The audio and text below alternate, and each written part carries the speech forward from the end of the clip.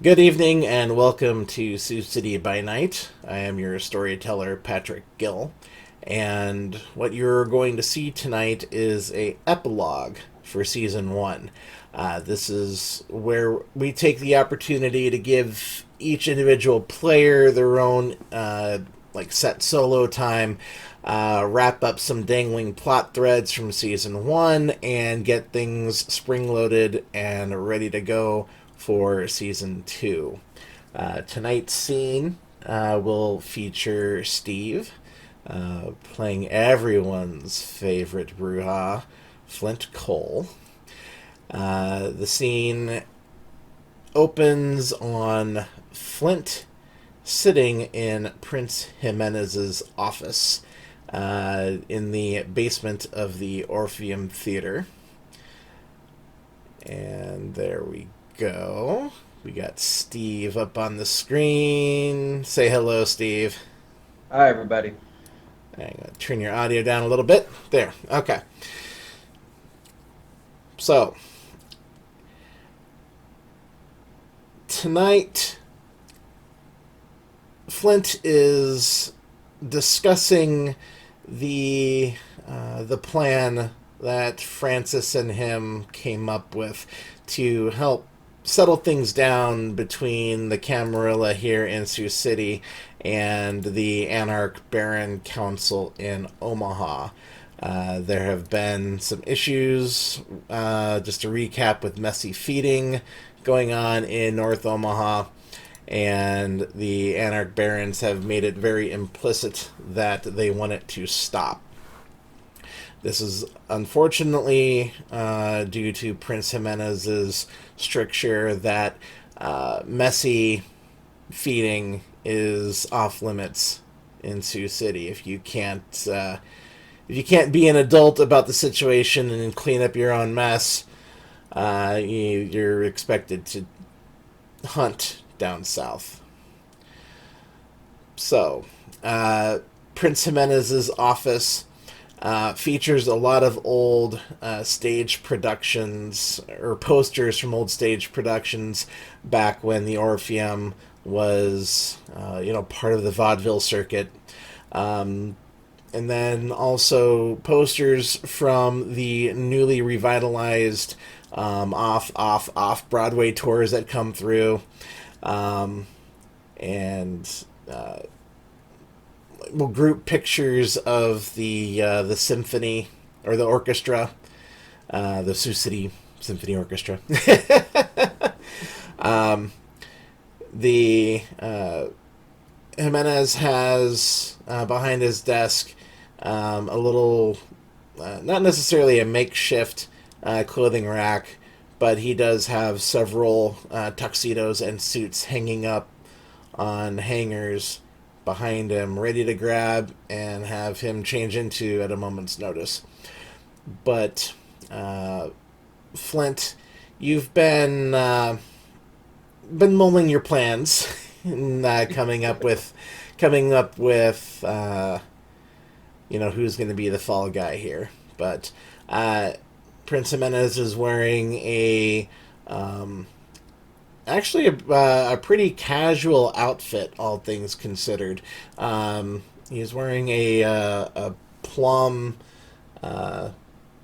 suit jacket with a white button-up shirt, but he's the top button's undone. He's not wearing a tie. What's Flynt wearing to the meeting? Wearing exactly what I'm wearing right now. Keep the battle vest going. Now, Jimenez has offered you a glass of Vitae, and he does have one of his own, plus an ashtray with a lit clove cigarette sitting in the brim. You don't know how he's got his hands on this, but yeah, clove cigarettes anymore now are very, very hard to find. You can always find them in a theater, though. Exactly. And every once in a while, he periodically takes a drag, licks his lips a little bit, flicks the ash into the ashtray, There is an ashtray sitting over by you as well if you decide that you feel the need to light up. But Yeah, we'll have a cigar. okay. Mr. Cole, I would once again like to thank you and the rest of your coterie for the services that you have rendered for the city. And I've been led to believe that you have come up with a plan for our Anarch problem down in Omaha. So, by all means, enlighten me. So, the issue that we have is that we have a messy eater who's causing a little more of a panic right now, making himself seen into the public, starting to hit that veil of masquerade. It's becoming a problem that a cousin of mine has brought it up to make sure that we would clean up our mess. Oh yes, But, the Baron Malone, correct? yeah, correct. However, you know me, I'm the one who likes to clean up the messes. So, That is why I keep you around. You do things a certain way that I expect Sheriff Jones to do his job and to do it adequately, just as I expect you to do your job adequately. And if that job happens to involve getting a little wet here and there, well, both you and Sheriff Jones are expected to do what needs to be done. But no, you and Ms. DeWitt and Mr. Jacobs, you do things is a special way that I have come to admire and appreciate over the years. absolutely. And by no means do I try to overstep my boundaries with the sheriff. He does an excellent job. I'm glad to be able to work with him in certain cases. Excellent. Well, and of course, Sheriff Jones speaks highly of you. It's in particular that nasty situation with the what was his name? Scab. So, skin. Skin. Yes. So, I assume that you have discovered the identity of the perpetrator that has been causing the problems down in Omaha. Absolutely. I'm going to put down my cigar, pick up my little notebook. Got to come prepared, you know. Mm-hmm. So, the biggest name that we've come up with after talking to Baron Malone and just being on the streets right now is good old Tom Schneider. Oh yes. He is an associate of Primogen Styles. Correct, and we all know how Primogen is doing with his fun ragtag team down there. The rumors are true to an extent. Peter is what is the term? A fall guy for me we've known each other for a while, and out of all the Sioux City Malkavians, I'd say that he was the most competent. Which unfortunately doesn't speak well. The fact that I am actually shocked that the Primogen Styles has not seen fit to at least pretend to have a will of his own.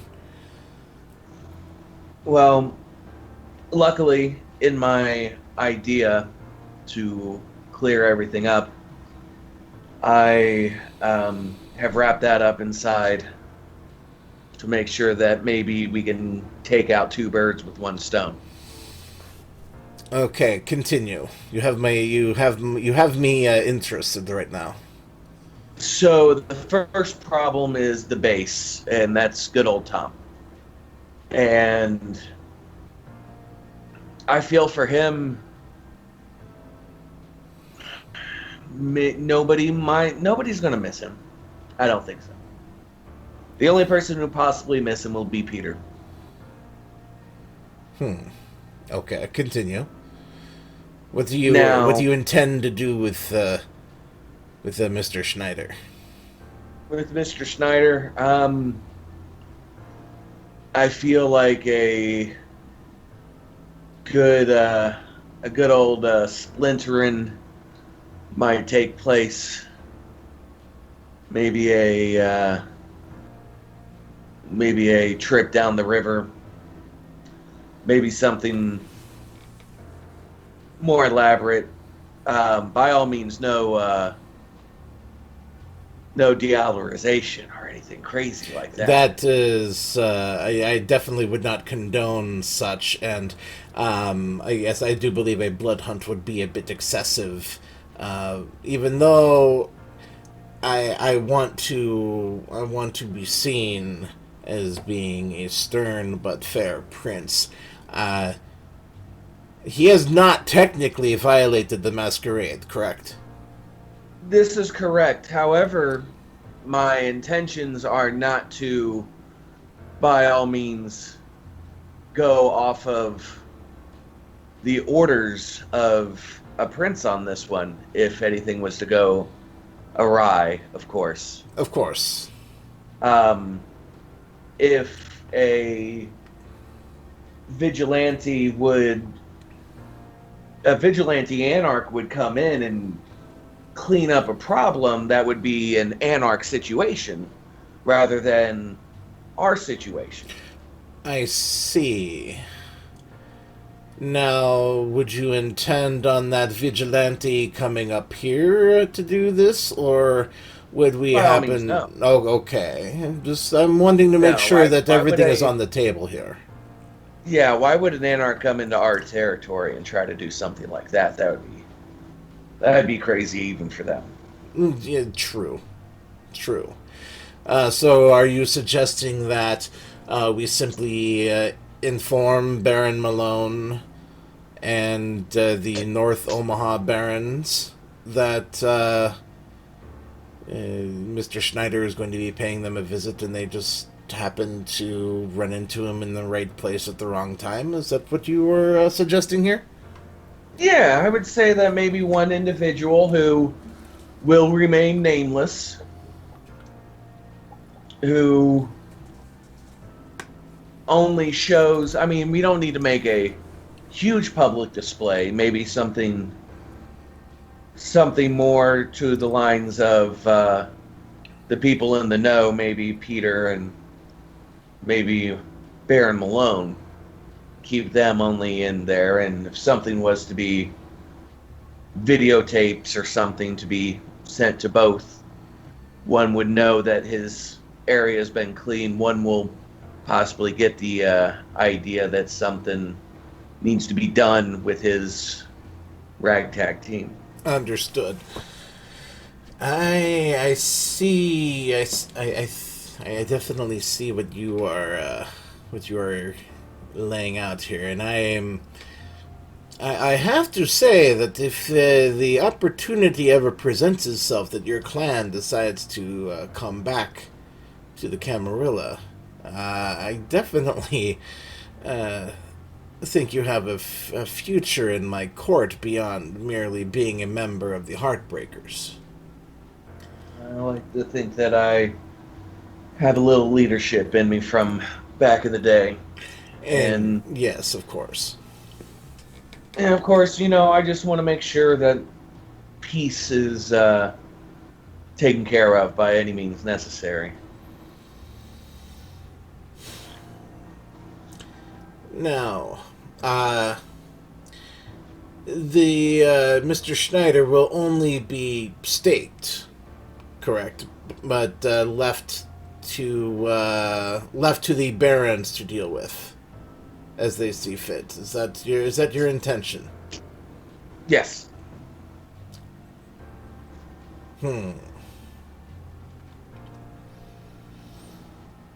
Okay, I think I can get behind this. Now, I would like to see that there is an understanding with Baron Malone and the rest of the Omaha Barons that uh, they have asked us to see to our own, and offering up Mr. Schneider as a literal olive branch to help bridge the political gap, so to speak. I want you, because you are, of course, the man in charge of this little project. Um, I want you to make it known to Baron Malone that we expect certain concessions for this deal. Uh, the thought of them taking over Ottawa, it fills me with disgust and anger, and I intend on keeping Ottawa neutral, and if that means that it turns into like what they have in North and South Korea, to where there is a very firm, demarcation between the two sides. I mean, to be perfectly honest, they can afford the expenditure of the resources. We cannot. We are stretched too thin. But make it clear to the barons that Ottawa is to remain neutral. They are to keep in their territory, and we will keep in ours. And Absolutely. I will make sure that the message is loud and clear that we will still be a force to reckon with if need be. all right, do not. We will be peaceful. We will be peaceful, but no need to cross that line. Yes, definitely, definitely stress to them that no one wants Prince Jackson to come out here to clean up his backyard, or, for that matter, an Archon to straighten things out. You don't want to see an Archon here. I do not want to see an Archon here. They Absolutely. definitely do not want to have an Archon fully loaded cleaning up the streets of Omaha. No. So, yes, I think this will work. Yes. When was the? Do you happen to know when it was the last time Mr. Schneider went to Omaha? We're assuming the past 72 hours. Okay, so he's probably due to make another trip down here by the end of the week. That'll give me enough time to contact who I need to and make sure that the situation is perfect. Okay. Do you have anyone on Mr. Schneider right now? Or is this something that maybe I should reach out to Sheriff Jones to assist with? If Sheriff Jones wants to assist, I will gladly take the help. It'll make it a lot smoother. Okay, I will. Here's what I propose. I will speak with Sheriff Jones. I want you to reach out to Baron Malone or whoever else you can contact. Yes, let's do this. Yes.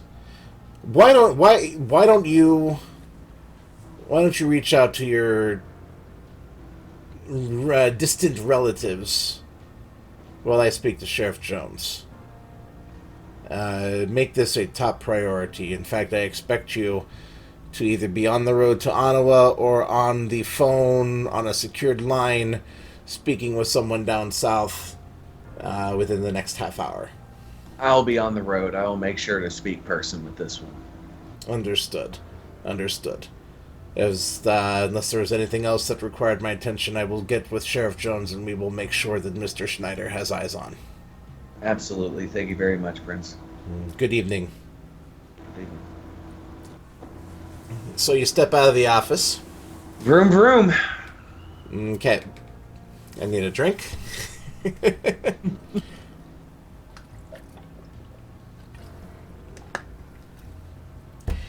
And as an aside here, I honestly cannot remember if I gave Baron Malone an accent or not.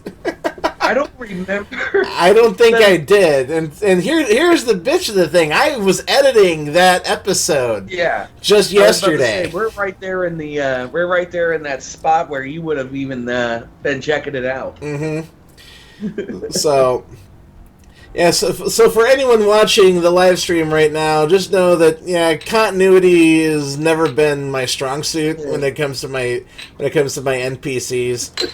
So. Yes, if I used a different accent for Baron Malone previously, by all means, please just mentally insert that filter over what's Put it on there, right? Season 2, what accent? See, and I like these little epilogues here. This is a nice way to just kind of because the only person who's gotten a solo up to this point has been Sarah. Yeah. So, yeah, this is nice quality bro time right here.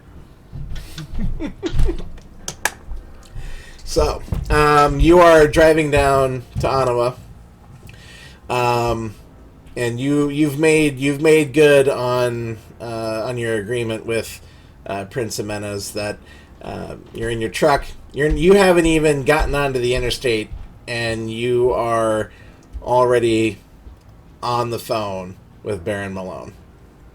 So you call him up. Now, the Baron has no, as far as you know, he doesn't have any phone security. So phone discipline is to be expected. Absolutely.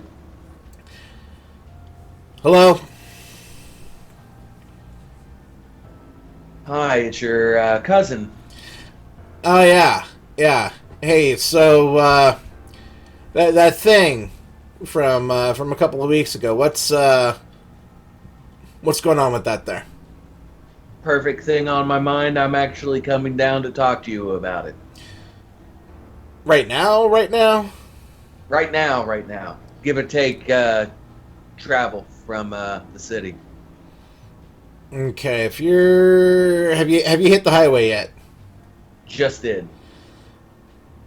All right, it's gonna take you about an hour. All right, yeah, you'll probably. Where's the best location for you? Okay, well, just the place where we met the last time. Sounds perfect. All right, and we'll talk more there. And he hangs up on you. So, you are going down to Ottawa by yourself. Yep.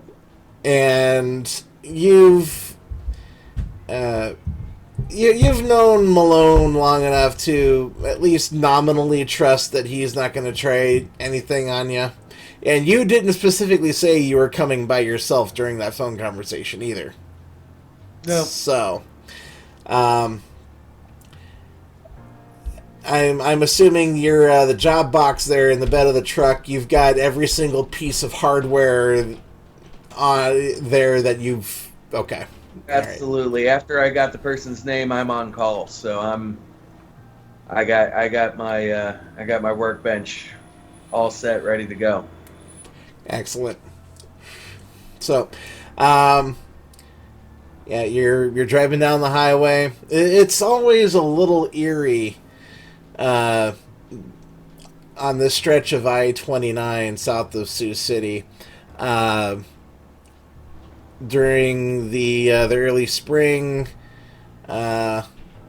Late spring is when the stuff starts coming up out of the ground, but on the nights where you got a decent moon with no cloud cover, yeah, it's just empty.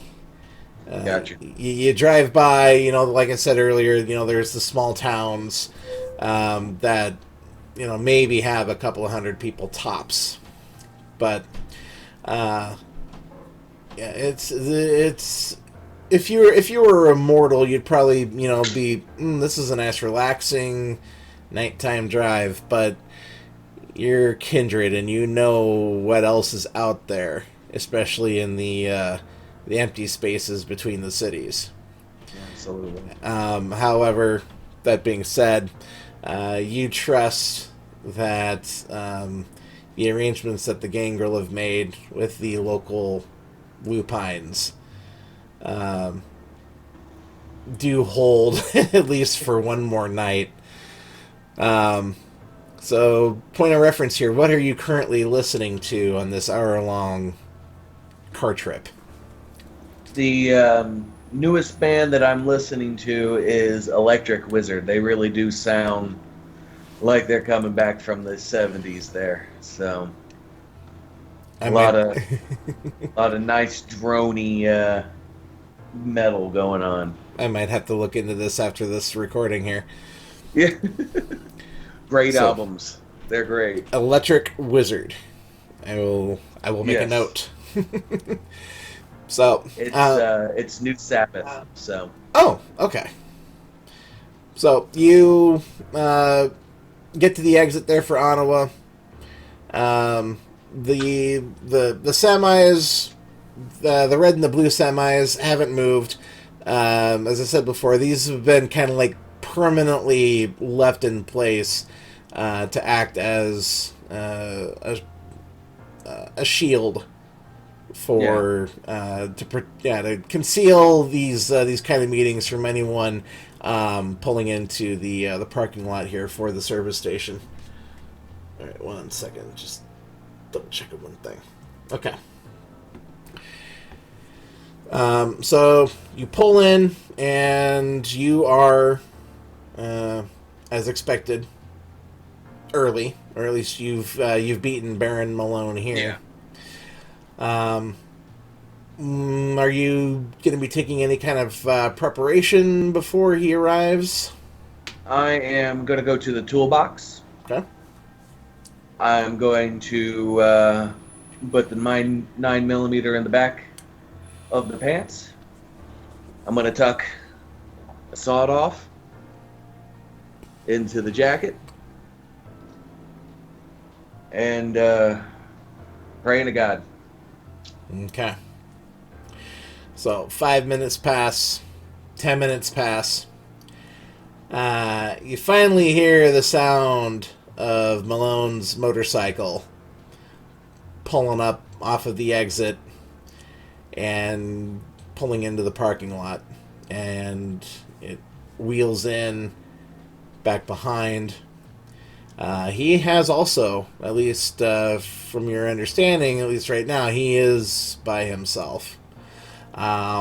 Tonight, he's actually shaved his head completely bald, and it appears that he's got some henna done, kind of like a weird like spiral pattern on the top of his head, and some different like Norse runes kind of going along, like his temple down to the back. I mean, when you're kindred, you can't really justify sitting there for a couple hours getting a tattoo done when all that work is just going to be wasted the next night. So henna's the next best thing, unless you know a Tremere who knows things. But the Tremere who know the secret still for giving permanent tattoos, they charge an insane amount for their services, so it's not really cost effective.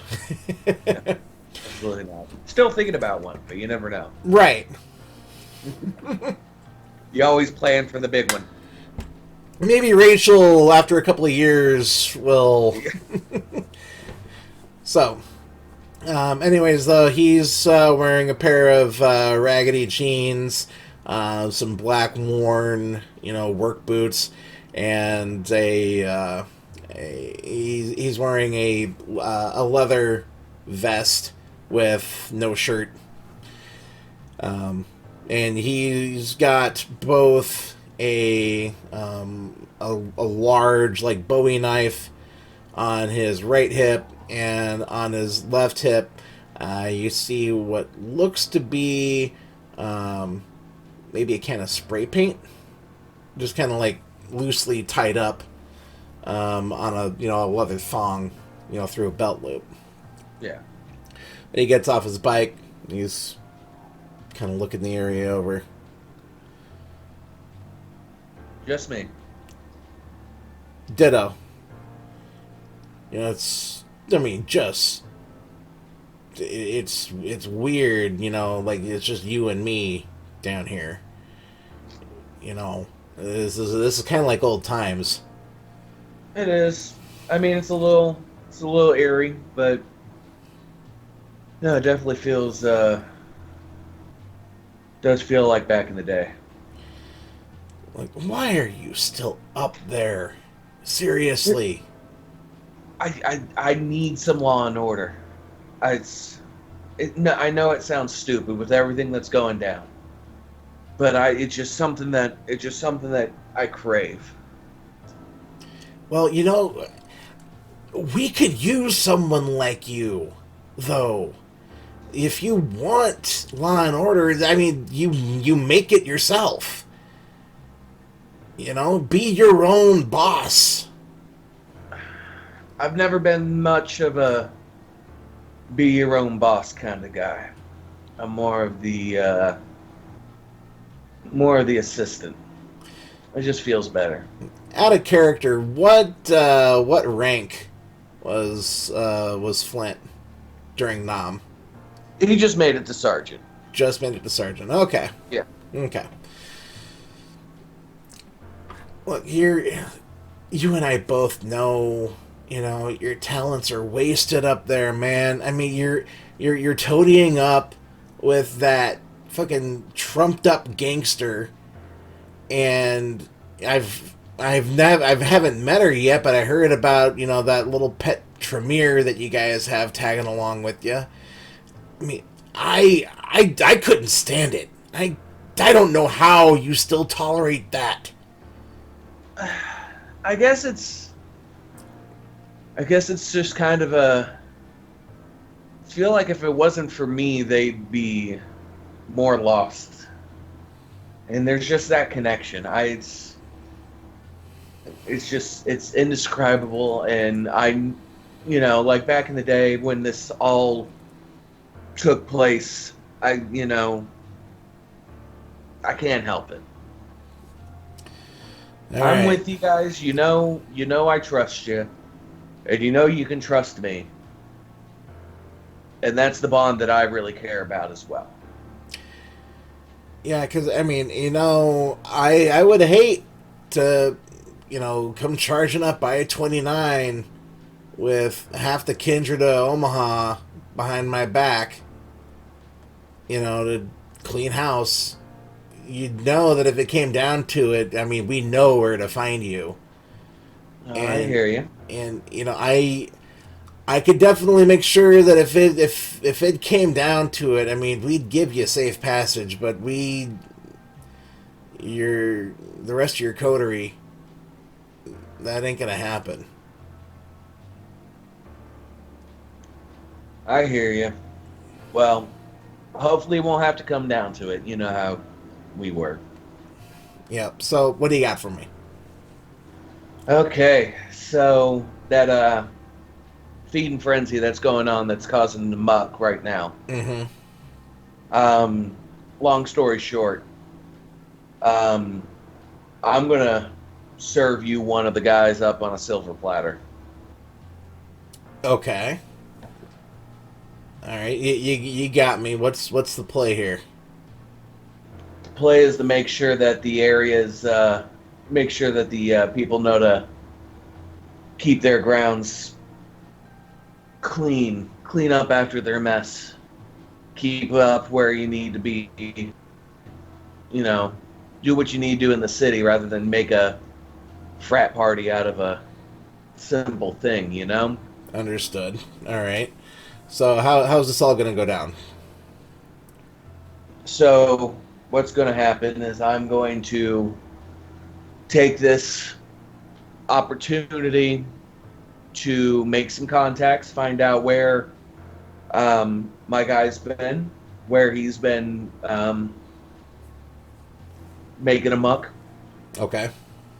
Talk to some of your guys, see if they know some spots that have been messy. Yeah. And Yeah.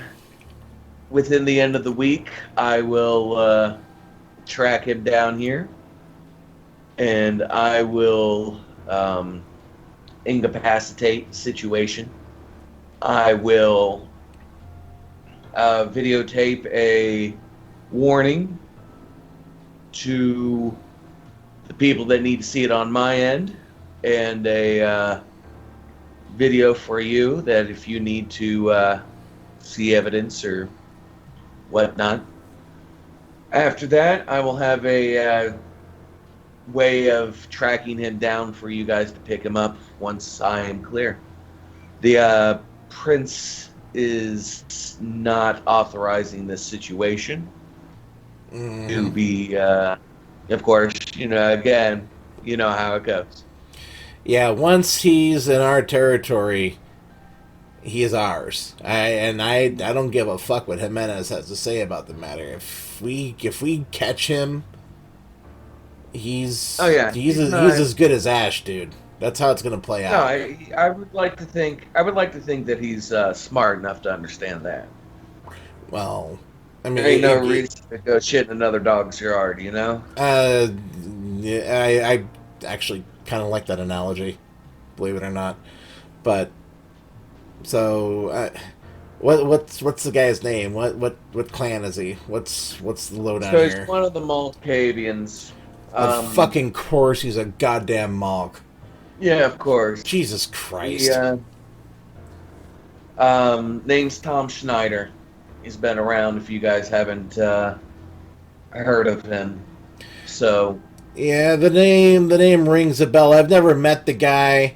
I mean, I've heard scuttlebutt, from the licks in North Omaha that they think that's who that was. I mean, there's plenty of brouhaha, that came to our side of the fence, and they recognized him. So, all right.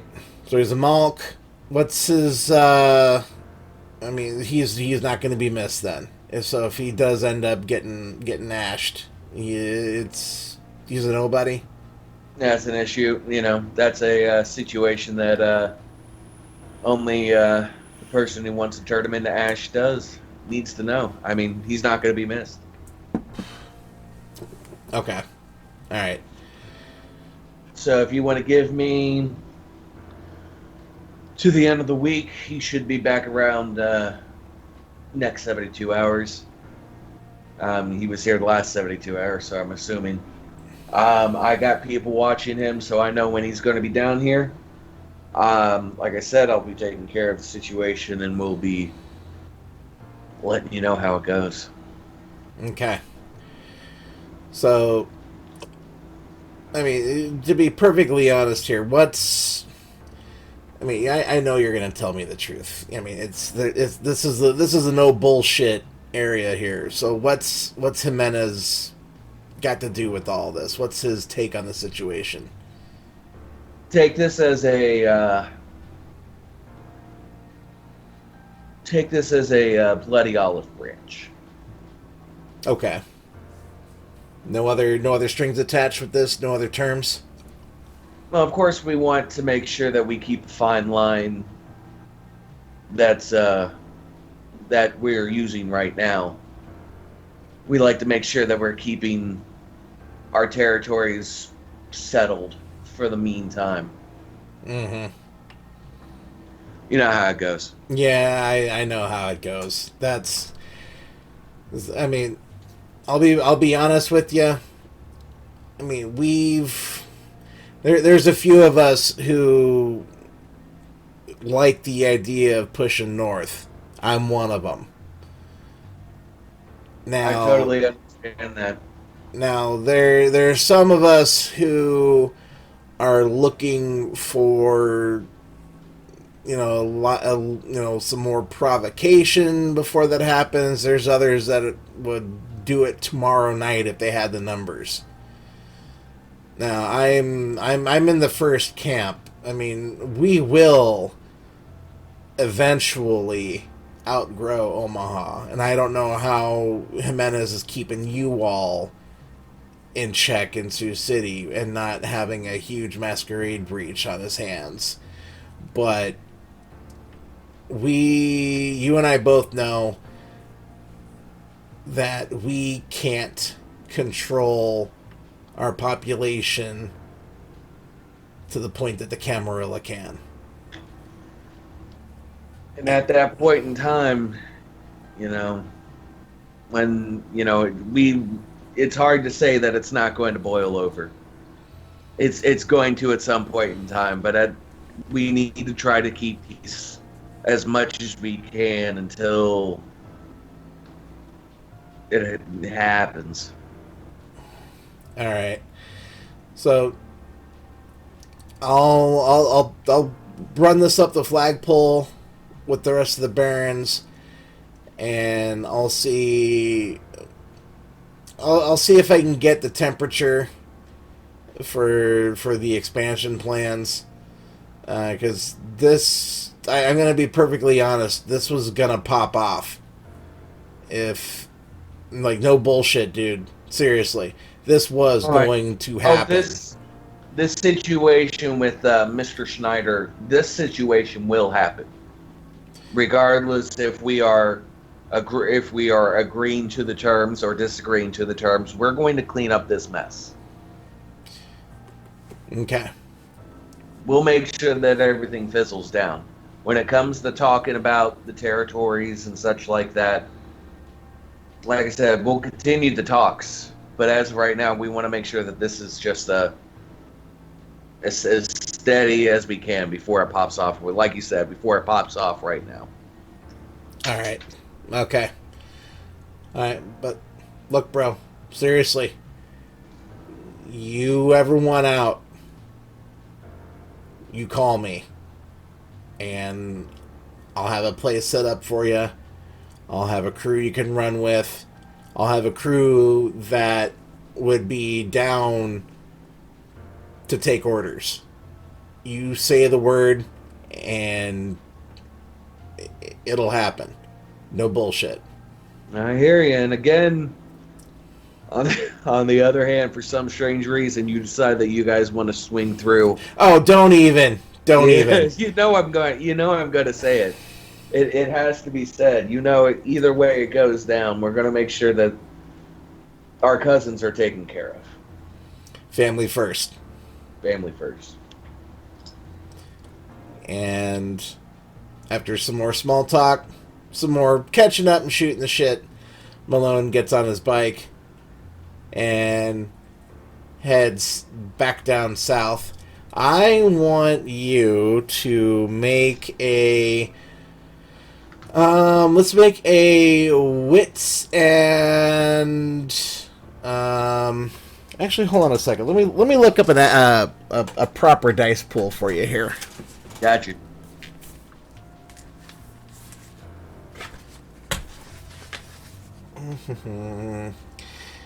Alright, give me a wits and either a insight or investigation roll, whichever is higher.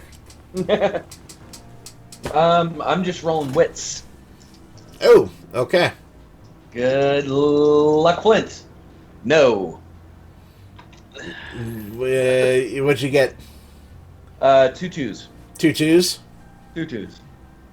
About as low as I can get without just being messy all over the place. Okay. There could have been 7,000 people around me. I would have not known. Okay, well, as you hear Malone's bike head back down south, you think you hear the sound of other bikes suddenly revving their engines and heading down south as well. It's hard to tell, but I wouldn't doubt it, but didn't see it, don't care. all right. So you are on your way back to Sioux City. Yes, Flynt has this weird position of being Jimenez's personal knee breaker when he can't send the sheriff. And also, I mean, yeah, there's definitely connection with the Anarchs down south. So yeah, Flynt being the only Camarilla line Bruja in Sioux City, it's put you in a weird spot. you gotta weave. You gotta weave a little bit. So you are on your way back when you get a phone call. The number on the caller ID is Sheriff Jones. Hello. Yeah, well, actually, no. You wouldn't hear him because you're in your truck. Never mind. For some reason, I got Flynt mixed up with Stewart. Ah. Yeah. So no, yeah, you can definitely talk on your phone in your truck while you're driving back to Sioux City. Okay. Yes. All right. It shouldn't be. Don't. Bluetooth. I got Bluetooth. Oh yes. So, everything good? Everything good. We talked plans. We shot the shit. We good on your end? Oh yeah. Whenever that happens, we're good. We're good to go. So, I will let you know when the move is made, and you can do what you need to do for that particular thing. Absolutely. That's as much as I need from you. Thank you very much for doing such a thing. All right, peace out. See you. And that is where we will go ahead and wrap up Flynt's little epilogue here. So these are going to be shorter. These are going to be shorter than a full episode. But so yeah, this is nice. I like being able to do this for everybody and just give everyone, their own little personal time to shine and deal with things that are specifically related to their individual character. So yeah, this is technically being filmed before we've finished filming season 1.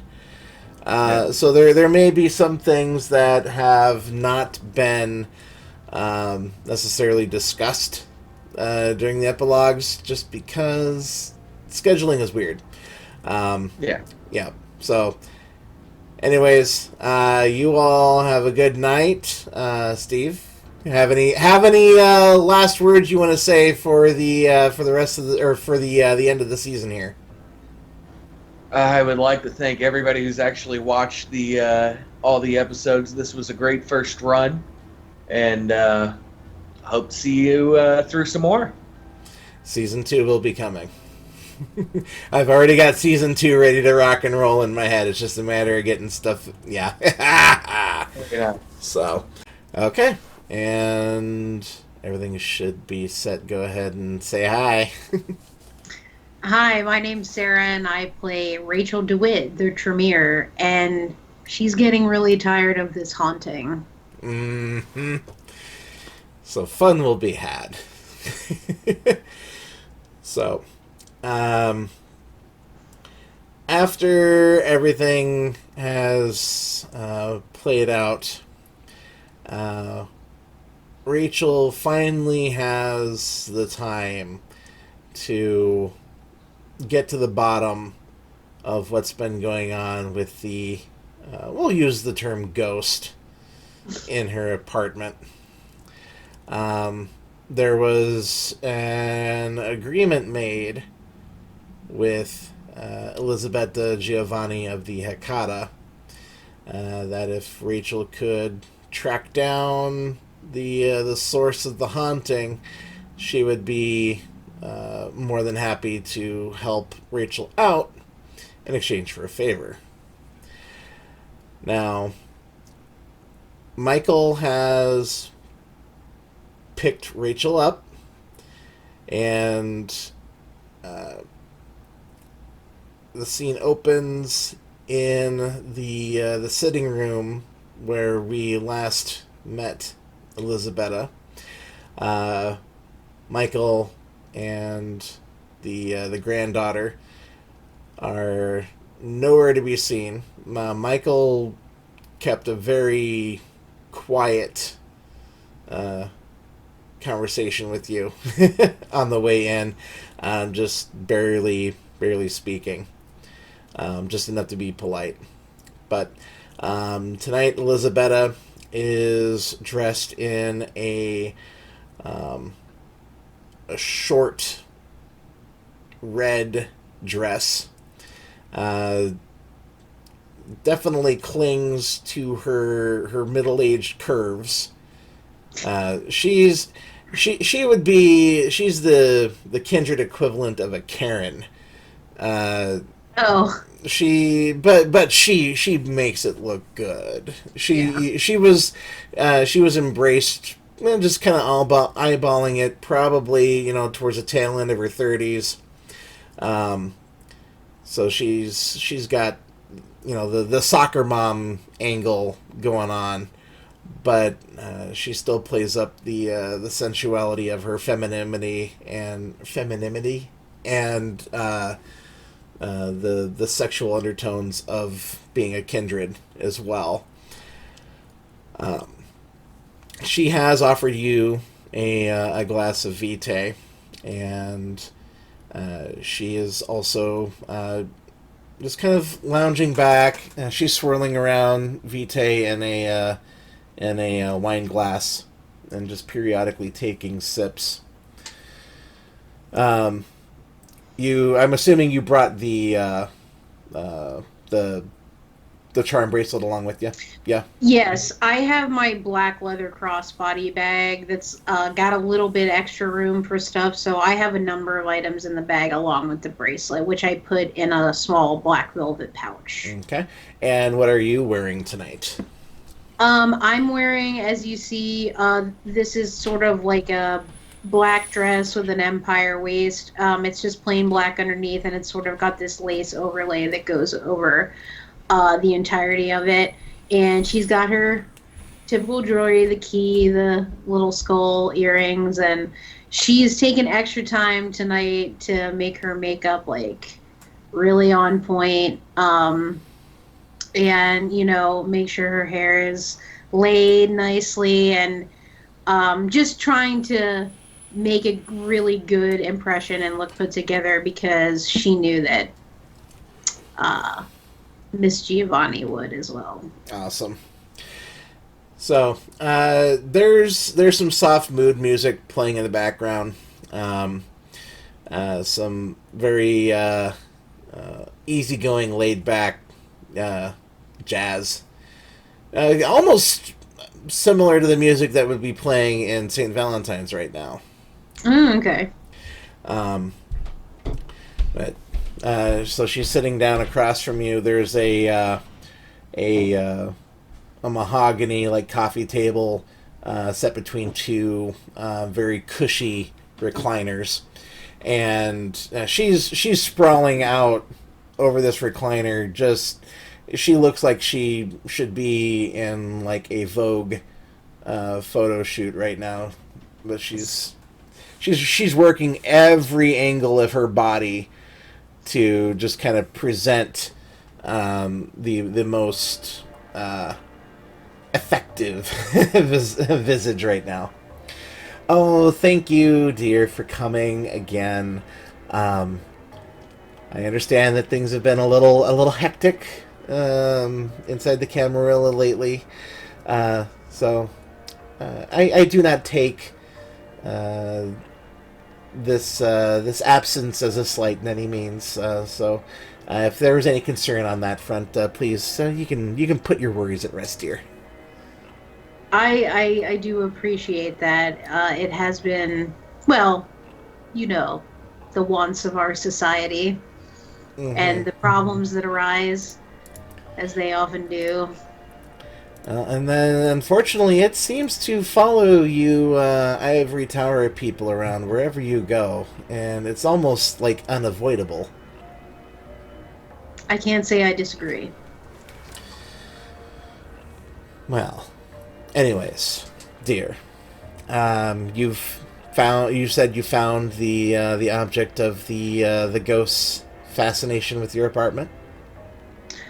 Yes, I did. It was contained within a wall, which was rather surprising.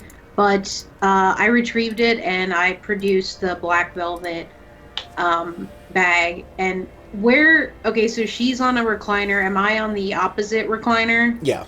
So okay. it goes recliner, coffee table, recliner. Okay. So is the table like really long, or can I just slide it across? You can just slide it across. Okay, so I'll just slide this pouch across the table. Okay. She takes a sip from her glass of vitae and she puts it down and she reaches over and grabs the velvet bag and she opens it up. She pulls out the charm bracelet. Oh, yeah. And she puts it in her hand and she's just kind of tracing her finger along the charm bracelet. Every once in a while she stops and she kind of, fiddles with one of the charms. She closes her hand around it. Oh, yeah, this is definitely the fetter. Yes. This will come in handy. You can be rest assured that after tonight you will no longer be troubled by I guess you could say that you were the visitor. Really? I mean, the ghost was there before you were. That's true. I do. Since this began, I do feel more like a visitor. Well. And she's focusing intently on her closed fist. Yes, this will do quite nicely. Giorgio! And through the door that you came in, a man enters. He's you can tell just by looking at him like he is a professional bodyguard or some kind of high-end security guard. But he's just he's meat and muscle just crammed into this suit, and he's got almost a marine like high and tight. But he shuffles in. Yes, ma'am. Yes. She takes the charm bracelet out of her hand and she kind of dangles it, and she's very, very focused and intent on this. Please go put this in the reliquary, please. She almost reluctantly hands it over to the goon, and he unceremoniously just takes it, nods silently, and he goes back through the door that he came through. Yes, ghosts are a touchy subject. The power and the passion that keeps them here is a power that can be exploited harnessed, utilized. You can say that my clan specializes in such things. We've long studied the process of death and dying and decay, and it's always nice coming across a new object of study. And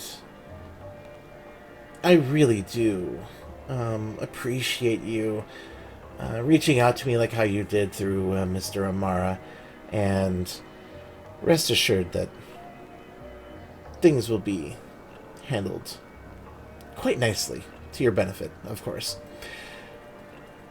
So now that I'm fulfilling my end of the bargain, you are going to teach me the things that you do, little Miss Tremere? Is that how this is going to work still? Yes. I have something prepared. Something that I believe is a good place to start. Very well. Now, out of character. We can say that Elizabetta has the experience points pooled to to pick up a new discipline, so to speak. Now, part of learning a discipline that is not inherent with one's clan and bloodline. Oh, yeah. I forgot about this. Involves them feeding from their teacher. Right. Oh no. Now, that being said, we had this conversation after we recorded your little solo bit there regarding the Hekata clan Bane. Yes? Do you remember that? I don't remember what their bane is. Okay, so you were... I don't remember. Mm-hmm. All right, so now Rachel would know and understand that it is customary for the blood exchange to happen. Okay. And also, being a Tremere, their clan bane is they cannot bind other kindred. Yeah. So, yeah, you're in a good prime position to be exactly. Yeah, working this out. Now, does this have to be a live, fresh feeding, or does she simply have to consume my vitae? She has to consume your vitae. She doesn't necessarily have to, bite you. And how much are we talking about? Just one rouse point worth, or one hunger point worth.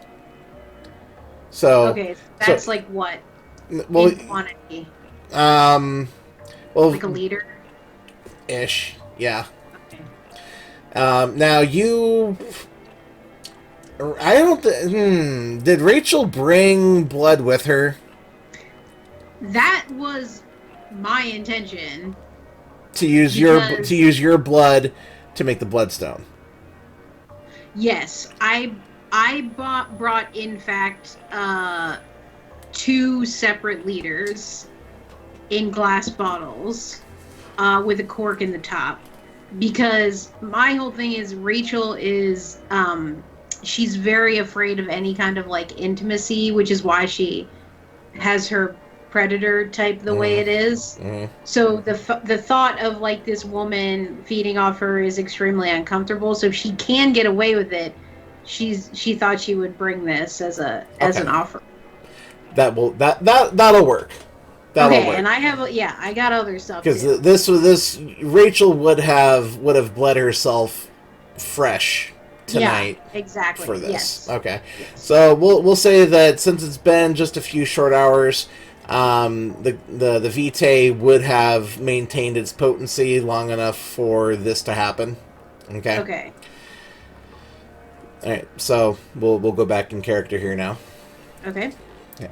So how do we do this? Do you put on like a robe and get out a magic wand? Do you teach me some chants? How does this work? It's maybe not quite so theatrical as such, but there is a chant, yes, indeed, for what I plan to teach you. But first, and she kind of is like shifting around a little bit. She's like, obviously you will need some of my vitae, and I take in the bag, and it's just like a really plain looking, it almost looks like a wine bottle, but probably holds slightly less. And you can see the blood sort of in there swirling around. It's got a cork in the top. So I produced 2 of these, and I put them on the table.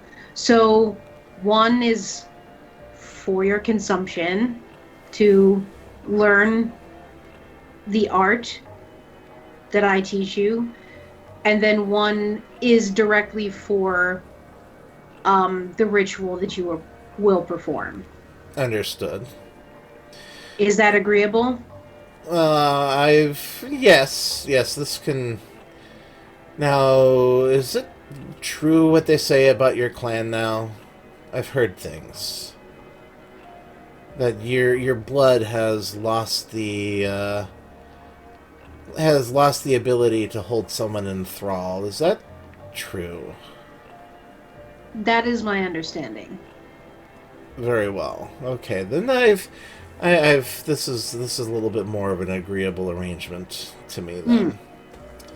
Well, all right. Well, as they say, when in Rome, she reaches over and she grabs one of the bottles and boop, pulls the cork out, and she starts chugging the bottle in front of you, and she periodically stops and swirls it around a little bit.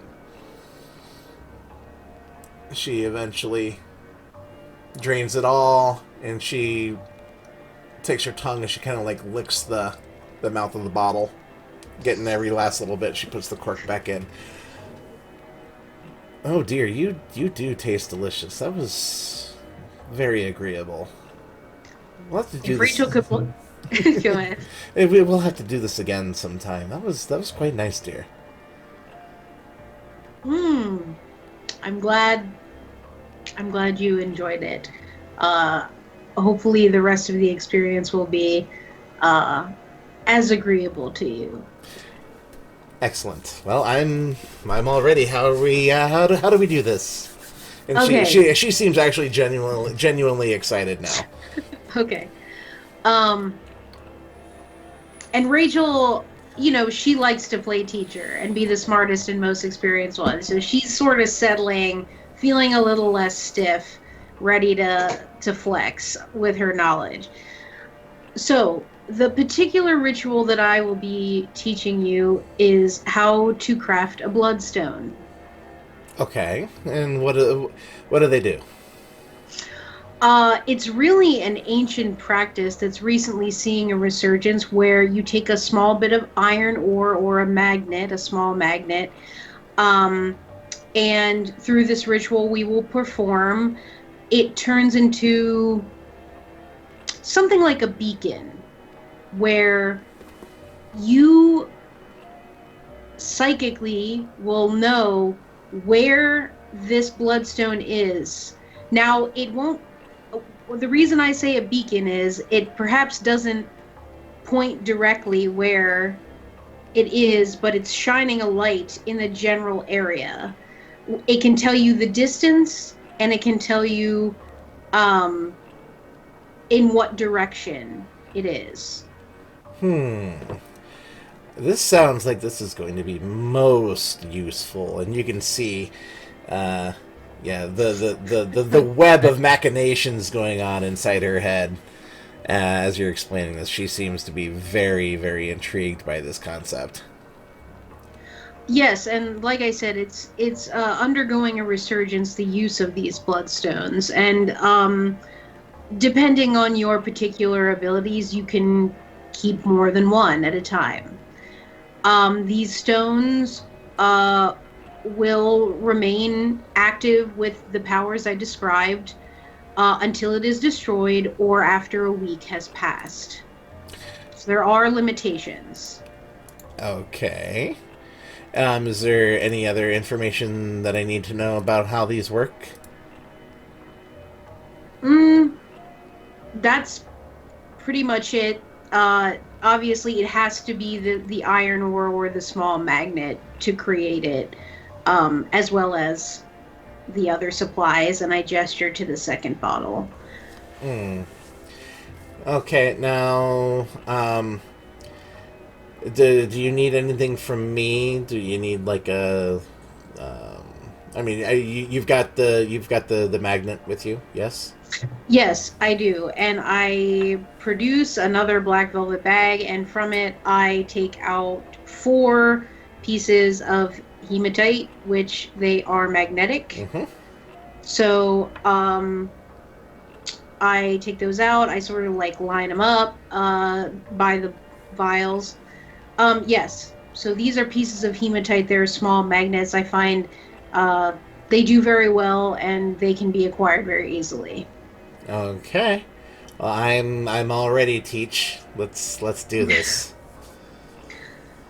Okay. Now, this is up to you, but if you want, we will need a silver bowl. I do have 2 of them with me. They're nothing special, but I figured if you wanted to make the ritual your own, if you had a certain small bowl that you would like to use to perform the ritual, you have so much finery, I see. So if that's something you'd like to do, if not, we can use what I've provided, which will work just as well. Oh, we can use your equipment, dear. Okay. This is clearly something that I'm going to have to invest a little bit of my own resources into, which I don't mind. And I mean, I'm inclined to maybe keep this relationship going. You know, as long as you're willing to teach. I'm sure that I can. I'm very intrigued by the craft that the Tremere wield, and I find this to be a not only a pleasant diversion, but this is definitely something that has utility. So, yes, we'll use your equipment now, dear, and I'll get my own later. Okay, no problem. So the last thing I believe I'm producing from my bag are 2 like small silver bowls. They're polished, but you can tell that they've got scratches. They're like kind of tarnished. They were probably thrifted from somewhere. But they're intact. They're not dented. So I put the 2 bowls, presumably because I'm gonna, see one, do one, teach one. Yeah. So I put those out. Now, it really is quite simple. Now, if you want to add additional elements to put yourself in the right mindset when you do this ritual on your own, feel free to do so. But the very basic thing is we're going to put the metal in the bowl, and she can do it, I do it. And then you take 1 liter of blood. Its source is up to you. Okay. I use my own. It's just simple. It's just easy to obtain, but Well, you know my line of work, and finding blood, especially in this house, is not a problem. I didn't suppose you'd have an issue with that. Oh no. So, we will, and now I'm trying to think. So she can take the the full leader, the other full leader, I realized I didn't bring enough to do my own one at the same time. So now I brought this for you. I don't need to craft one myself at this time. Okay. But but I will go through the motions as to instruct it clearly. And Rachel's really falling into the role now. I do so like to spread the knowledge. So this is I relish this interaction as well. Well, here. No, you keep this, and she slides the blood back to you. Michael!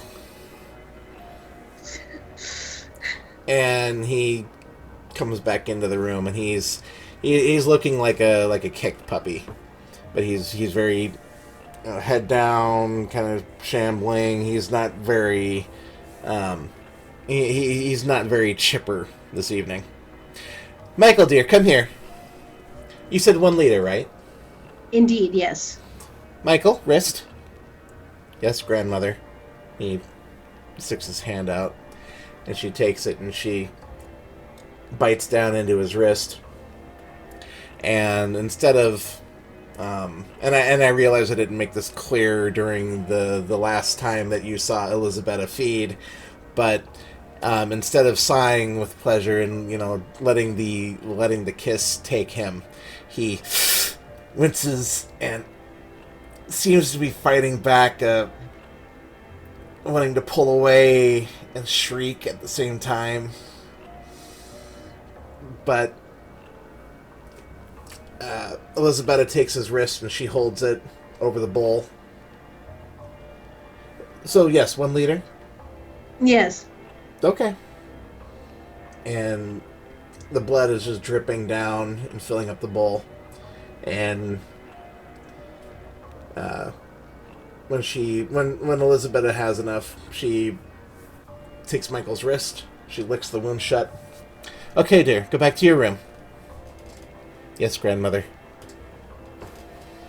And he goes back from whence he came. Okay, so... Well, a efficient solution. So I pour the blood into my own bowl. Now, for 1 hour, you will chant over the bowl. Okay. And then you will repeat this chant over the next 2 nights. And you will know that the bloodstone has been successfully created when the liquid is translucent. Okay. Understood. So the chant that I personally do is Forma Vitae Clamarum Tota Die. Okay, and hold on a second. And she's looking for a piece of paper and a pen. I produce one from my bag. Oh, thank you, dear. Okay, so what was that again? Forma Vitae. Forma Vitae Clamarum. Clamarum. Tota. Die. Die. Mm-hmm. Okay. And she's looking down. Do I have to put my finger in? Do I just say the words and that's enough? Saying the words is enough. I think over time you'll feel what environment is right for you and how you prepare yourself for the ritual. I put my hands sort of over it. It just psychically makes me feel like I'm connecting to the process. So whatever you'd like to do is acceptable, I'm sure. Okay. And she pokes her finger, and she also just kind of winces a little bit. And she takes her bleeding finger and runs it around the rim of the bowl. Well, and you said this, how many days does this take? 2, 3? Yes? 3 total nights. Okay. So tonight being the first night and then 2 nights after it. Very well. Okay, and she licks her finger, kind of rubs away whatever vitae is still left on there. And is that it? That's all there That's is? the entire ritual. That's all it is. This is so simple, so easy. Oh, this is gonna be... Oh, this is great. This is so nice. Oh. And let's see here. What level 1 ability is she gonna pick up? Yeah, there's quite a few. There's the clinging of the insect. I believe that's a level 1. Okay, well, that was the level 1 ritual, but the level 1 power that she's going to be getting right. is it's either corrosive vitae or a taste for blood. I mean, I have taste for blood as well, so but corrosive vitae is really good. Just as a mechanics note as well, she can have as many bloodstones as up to her resolve level. Which will be 3. Okay. Right. So that means she can have basically 3 active at one time. Okay. I will make a note of that. Okay. And so is there anything else, dear, that I'm able to do now? I mean, the bloodstone is, one thing, but I've heard that members of your clan are really good at, well, a wide variety of things. Is there anything else? Is there anything else that you think I would be capable of learning right now? This would be where Rachel would get to pick the level 1 power. Like, Rachel would know about corrosive vitae, even though she herself doesn't possess the ability. Okay, so let me just... Is it just corrosive vitae? It's either corrosive vitae or a taste for blood. Okay. Well, yes, I mean, you're a very adept student. Thank you, dear. Of course. One thing that I find quite useful in my nightly life is the ability to taste blood and immediately understand its properties. Really? That does sound like it has its uses.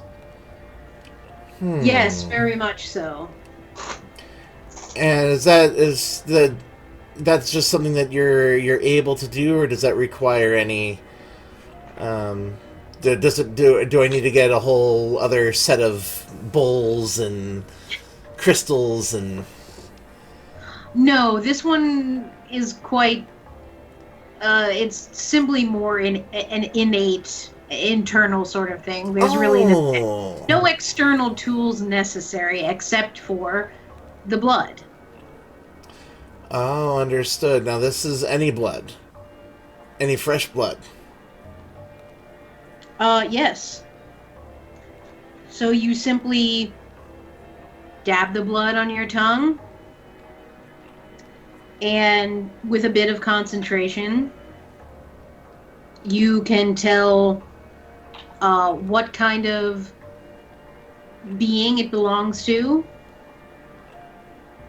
the power of the blood. Yes. And likely, of course, the age. Oh, Ms. DeWitt, you have made my night. Oh, this is going to come in so useful with my line of work. Oh, this is... Thank you, dear. I am almost inclined to believe that I'm getting the better end of this this arrangement. To be quite honest, I don't often get to have these kind of intellectual exchanges, so I feel quite content to pass on my knowledge. Well, thank you, dear. Just know that I've dealt with your ghost for you, And I've picked up 2 very useful skills. So, Indeed. tell you what. I think that yes. Okay. So here's how we will do this. I am going to give you this, and she actually reaches into her cleavage and pulls out a black business card. Okay. This, dear, is for you, and she hands it over to you. Take it. And on the card is a it's a red like a tribal design heart. Okay. Okay. With a some stylized writing on it, and it is for an establishment called the Red Room. Oh no. Mm-hmm. The dark web. But it's for an establishment called the Red Room, and my autofocus is all fuckered up right now. The reaching or handing you the business card fucked it up. Yeah. But that's all of that's all the writing on it. There's no number. There's no address. This dear is basically it's a ticket into an establishment that I am responsible for keeping stocked, as they say. If you go here, and she she writes down an address on a little piece of paper from the notebook that he handed her, and she rips it off and she hands it to you. If you present this card at the door, they will let you in, no questions asked, and I will see to it that a concierge will make your visit one of the best you've ever had. So, we keep, this is where we keep our prime vessels, and I would be remiss to not let you take the opportunity. Like, you've been I will be perfectly honest, you've been more of an assistance to me than I have been to you. So this is a way to balance this out. Well, I do appreciate that, and I mean, to have a haven that is quiet and undisturbed is very important to me, which is why our entire arrangement I take very seriously, and I do thank you. I'm very curious. Well, we will be in touch, and we can talk of matters further, but I must unfortunately ask you to leave. I do have an arrangement that I am late for now, but please don't be a stranger. If you wish to stop by and pay me a social visit, just phone ahead, and I will see to it that I will make myself available for you. Of course, I look forward to meeting again. And I gather the empty bottles and all my stuff. Okay. And as you go to leave the study, Michael is standing on the other side of the door there. He's kind of like fidgeting with the car keys. Are you ready, ma'am? Yes, let's proceed. And he walks out. He leads you to the car, opens up the door for you. He gets in, starts the car, and he goes to leave. I want you to roll wits plus either investigation or awareness. Okay, I'm doing wits and investigation. Okay.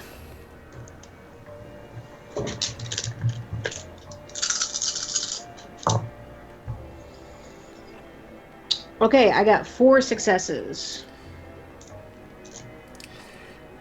As Michael pulls down the hill and onto Country Club Drive,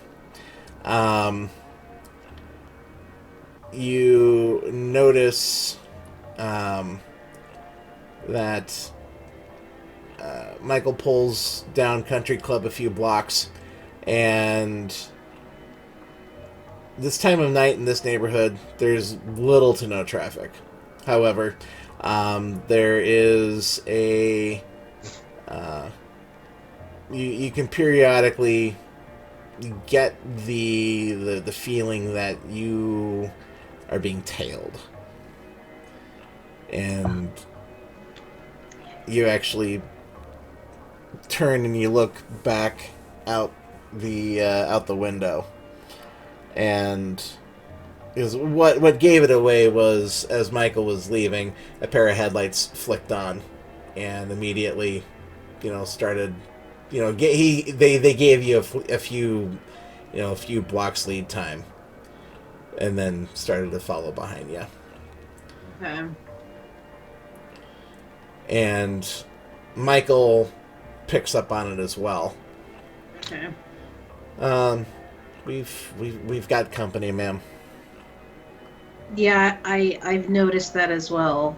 I'm assuming that's no one that you know of. No, ma'am. They seem to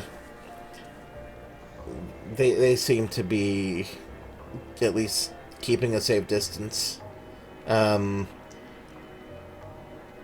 What do you want me to do, ma'am?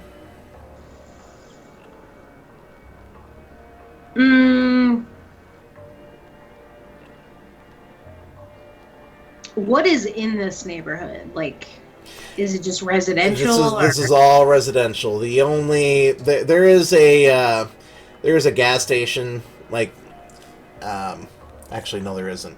So you're going down Country Club Boulevard. This eventually winds back through and hooks onto a street called Hamilton Boulevard, which is like the main. This is like a big like commercial strip. So there's fast food restaurants. There's strip malls. There's it's big commercial district.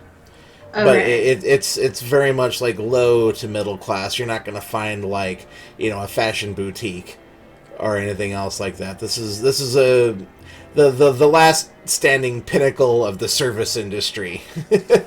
Yeah, no, I'm very familiar. Mm-hmm.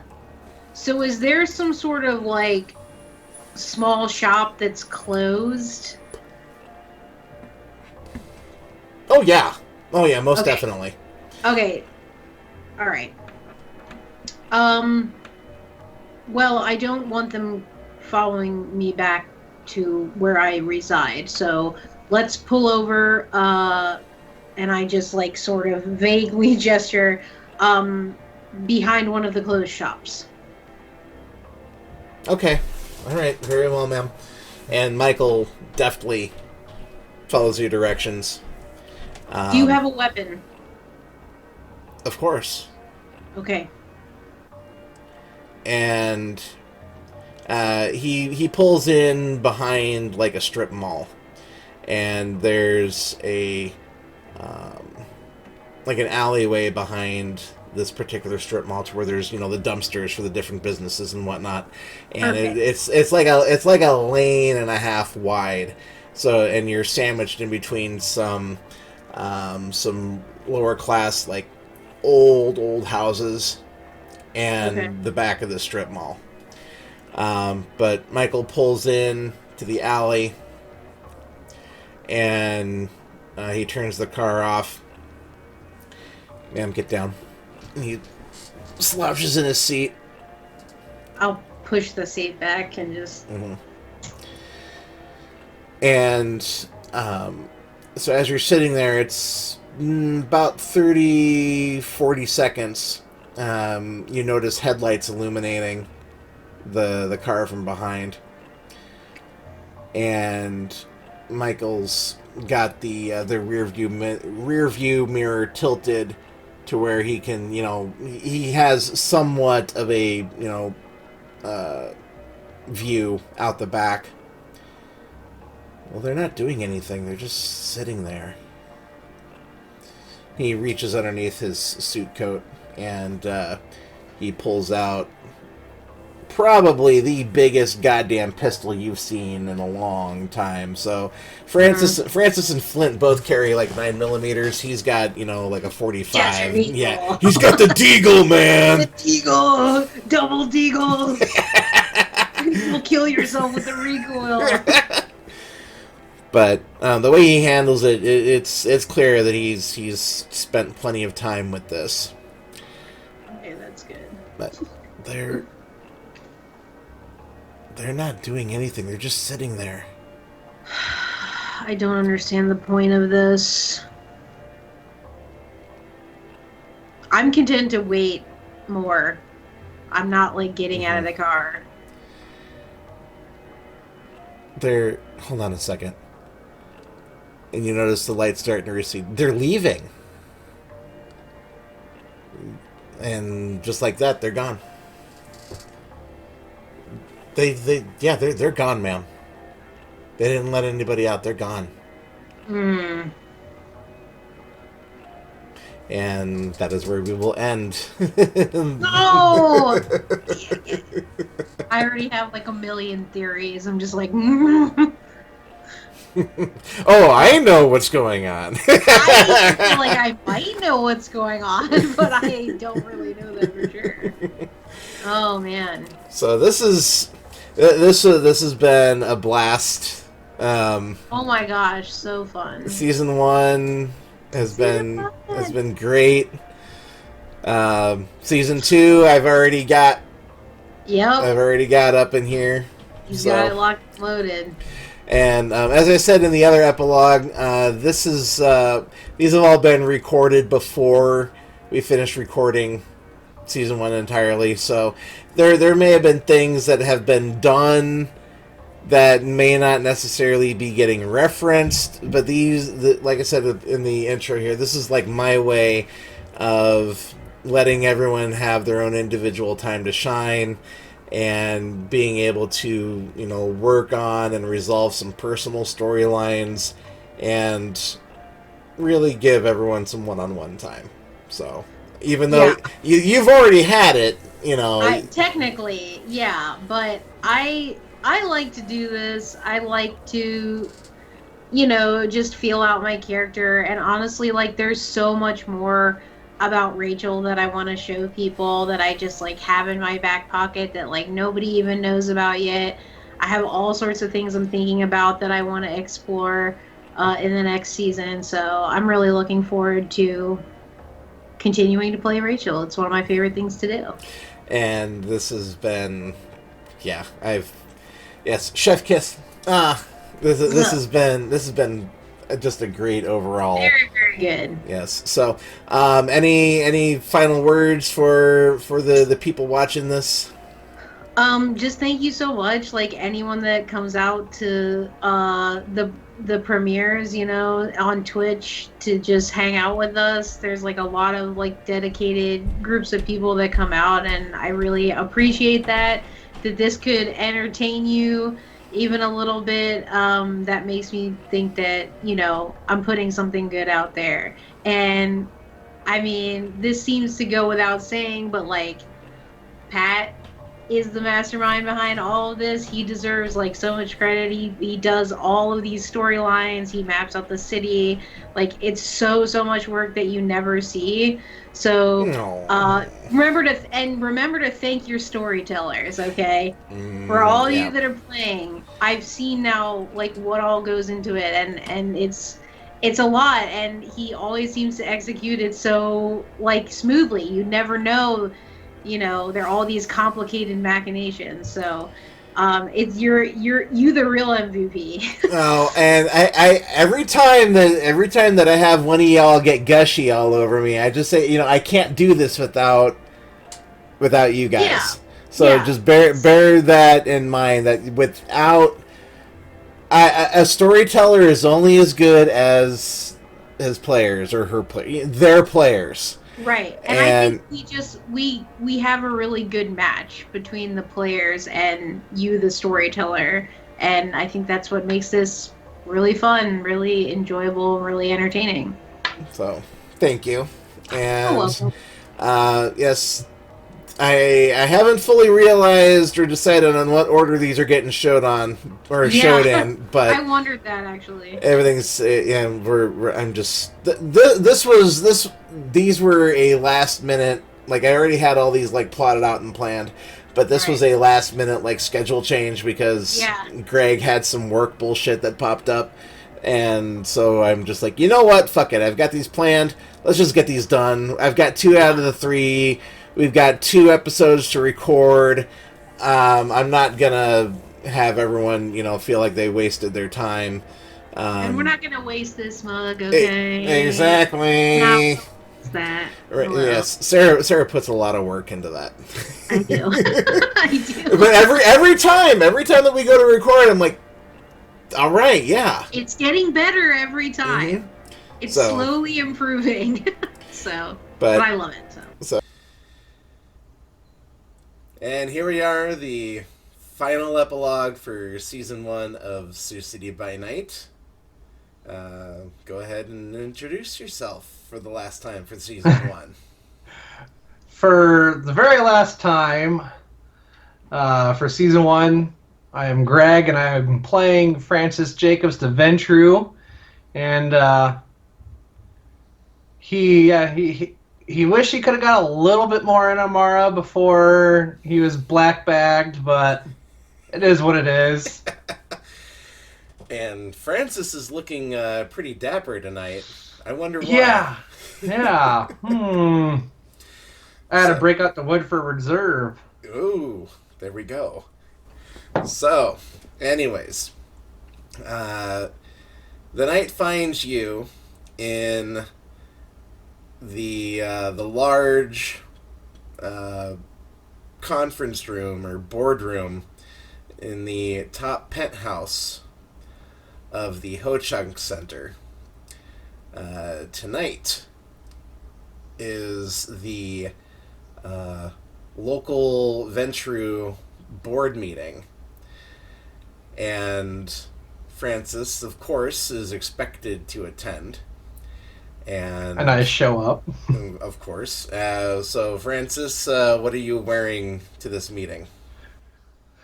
Well, I had to break out a suit, which is a little uncomfortable considering Francis's usual attire of kind of a dark polo and black wash jeans.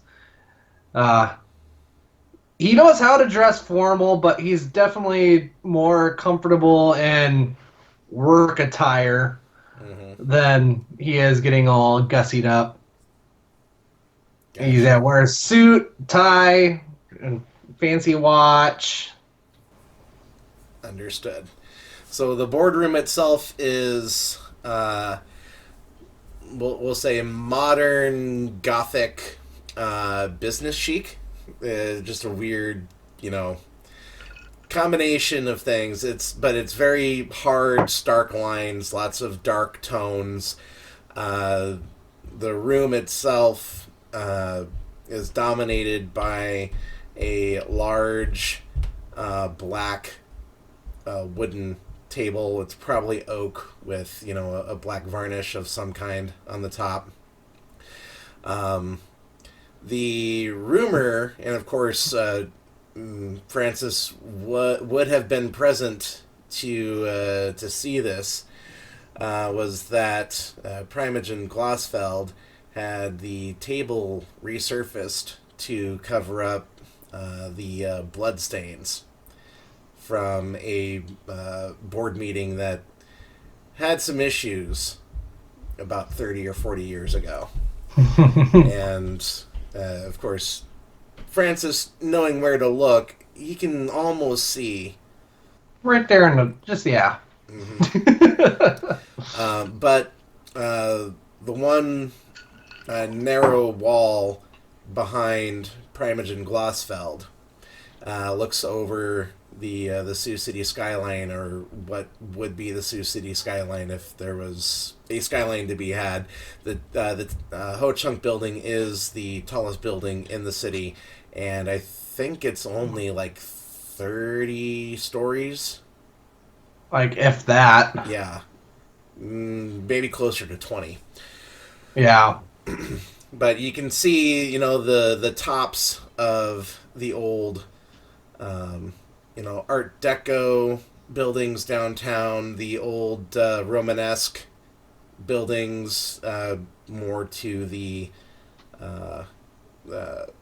neighborhood where the Winstone building is. Mm-hmm. Primogen Glassfeld is wearing a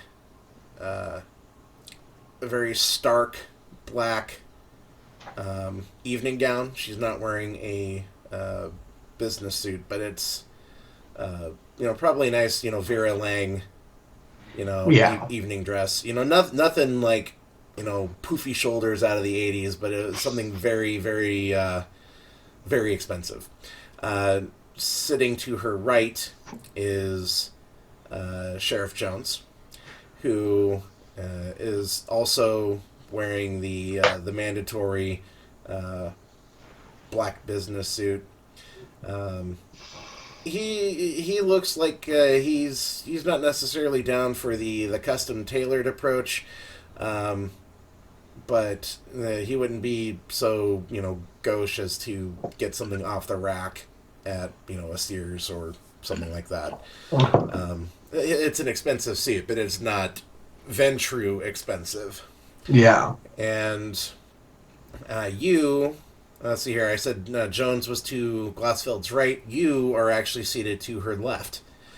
And there are several other rank and file Ventrue in the board meeting. The meeting has started after the customary greetings. Everyone upon entering would have presented themselves to Primogen Glassfeld and did the polite kiss on her hand. Everyone stands at the table, looks at each other. Primogen Glassfeld motions for everyone to sit, and you all sit down in uniform. And Primogen Glassfeld takes the opportunity to start the meeting itself. Thank you for coming tonight, fellow Ventrue.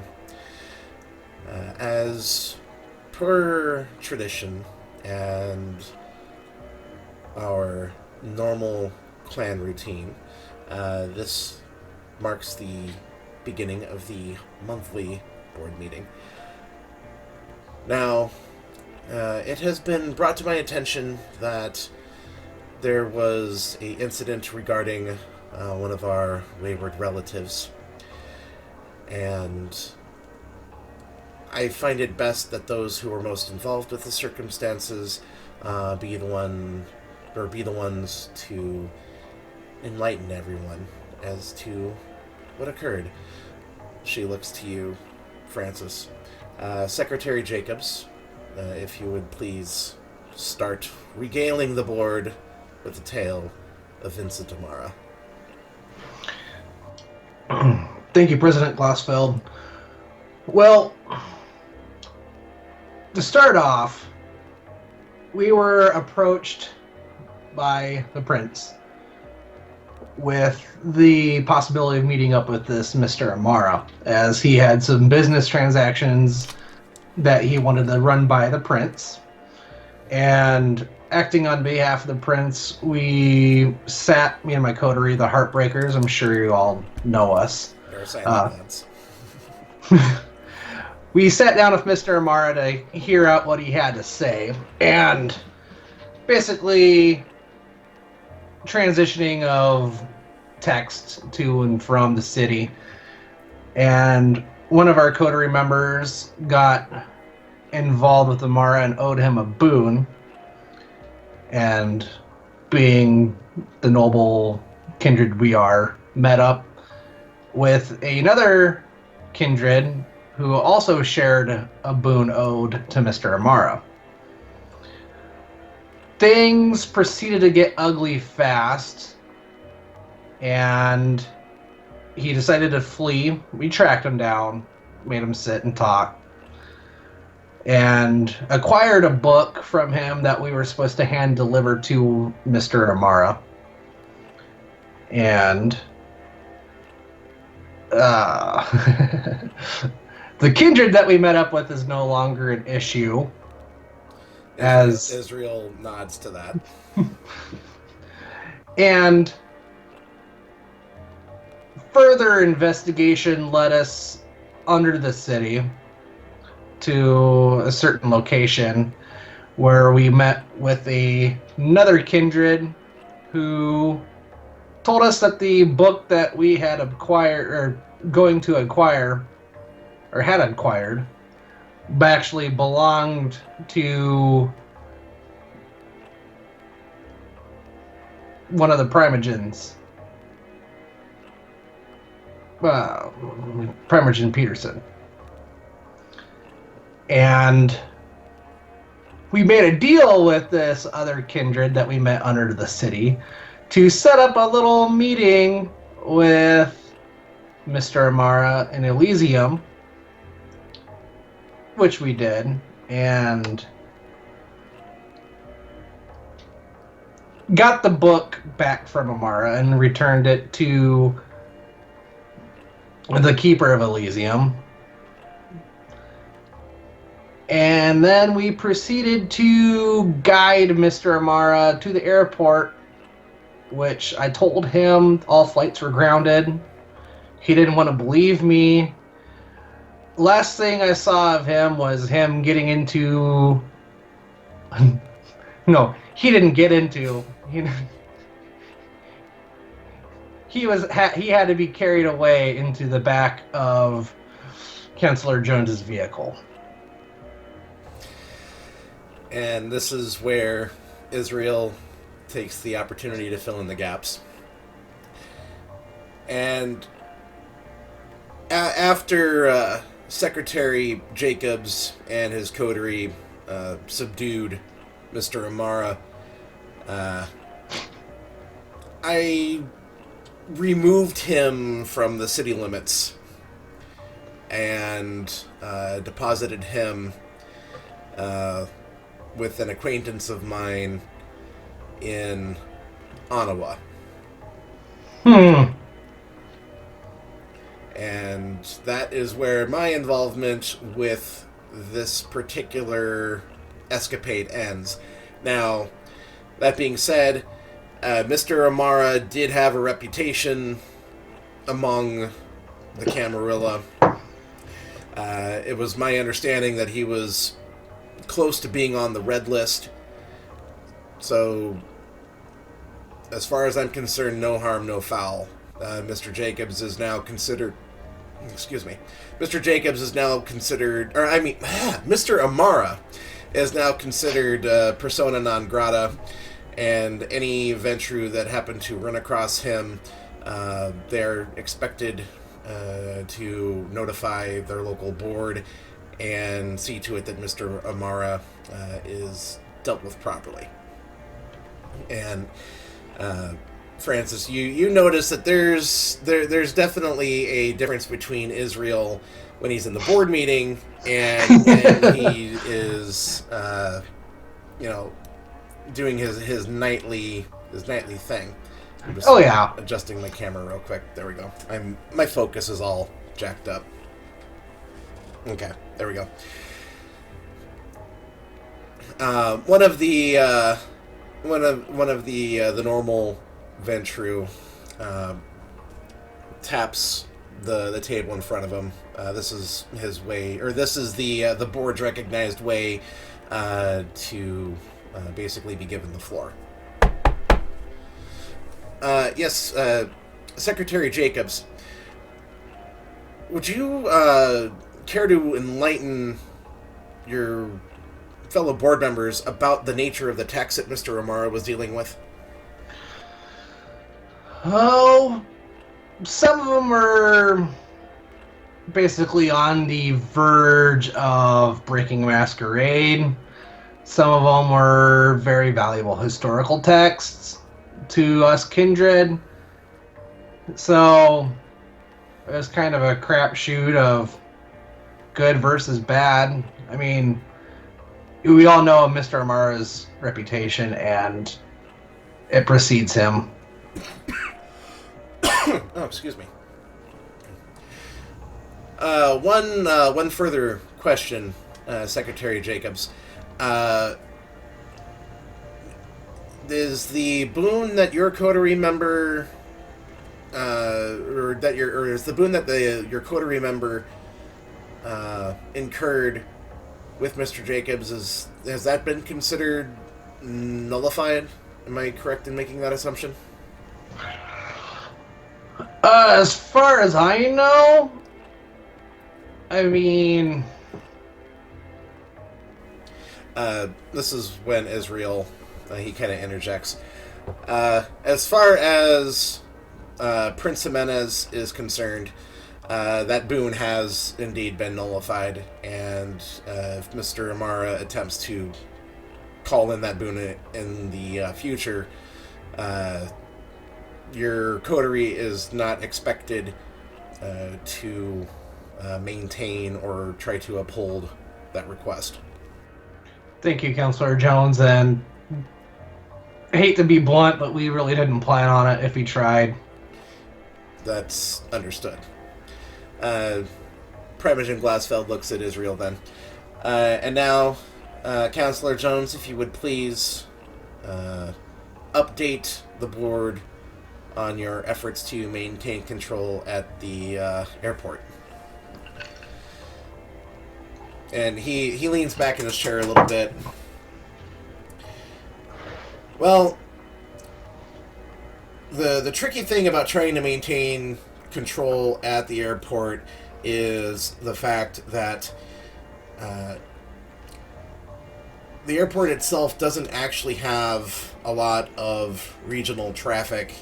And actually, if I'm hearing things correctly, the one commercial airline service, I think it's American Air. Yeah, it is American Airlines. Yeah, American Airlines is actually pulling out of the airport, and we will not have any direct commercial connections for about 2 weeks, and then another airline is expected to step in, and they'll be offering service out of Denver instead of Chicago. That shutdown is expected to happen here by the end of the month, unfortunately. I can say, however, that my coterie, the Harriers, they did a fantastic job maintaining control over the local TSA. Any private flights coming in or out have met with almost no interference from any kind of on-site security. There haven't been any attempts by the Inquisition to install any of their screening technology either. I do know that just as I was taking over the project, that they were attempting to get some kind of a baggage scanner installed, but the local TSA ran out of, or their budget couldn't afford the upgrade in equipment. Primogen Glassfeld, she kind of smirks and. So that's how it is then. Is there anyone else who has business with the board tonight? The Ventru that asked you a question earlier, Francis. He. Yes. I have found that I am having a difficult time trying to gain any inroads with any of the new money families that have been popping up lately. I know that the cryptocurrency mining outfit that's based out of North Sioux, they're bringing in a lot of tech and a lot of specialized contractors, and for whatever reason, I seem to not be able to gain any inroads. Is there anyone aware of any interference, or does anyone here have any input on the matter? Francis, you know nothing.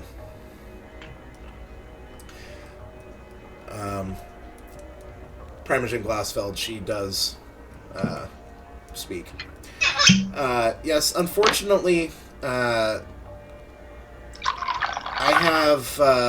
have acquired those particular inroads, and however, I am willing to make some concessions and maybe grant you access.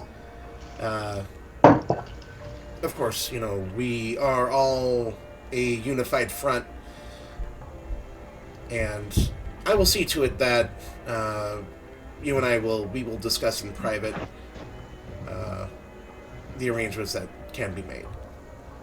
He nods and rescinds his spot on the floor.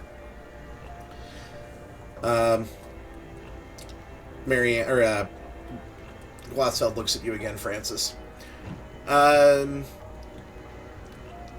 Seeing as how your coterie has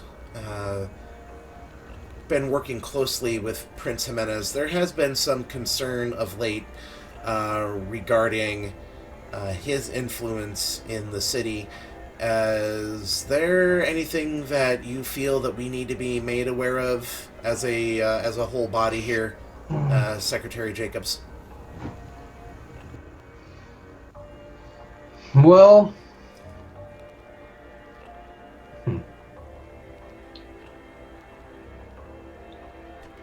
I just... That might be a good opportunity to bring up discussing about the Anarch meeting in Ottawa. Yeah. That was so long ago. I know. Well, a while back, he had us go and meet up with a baron from Omaha.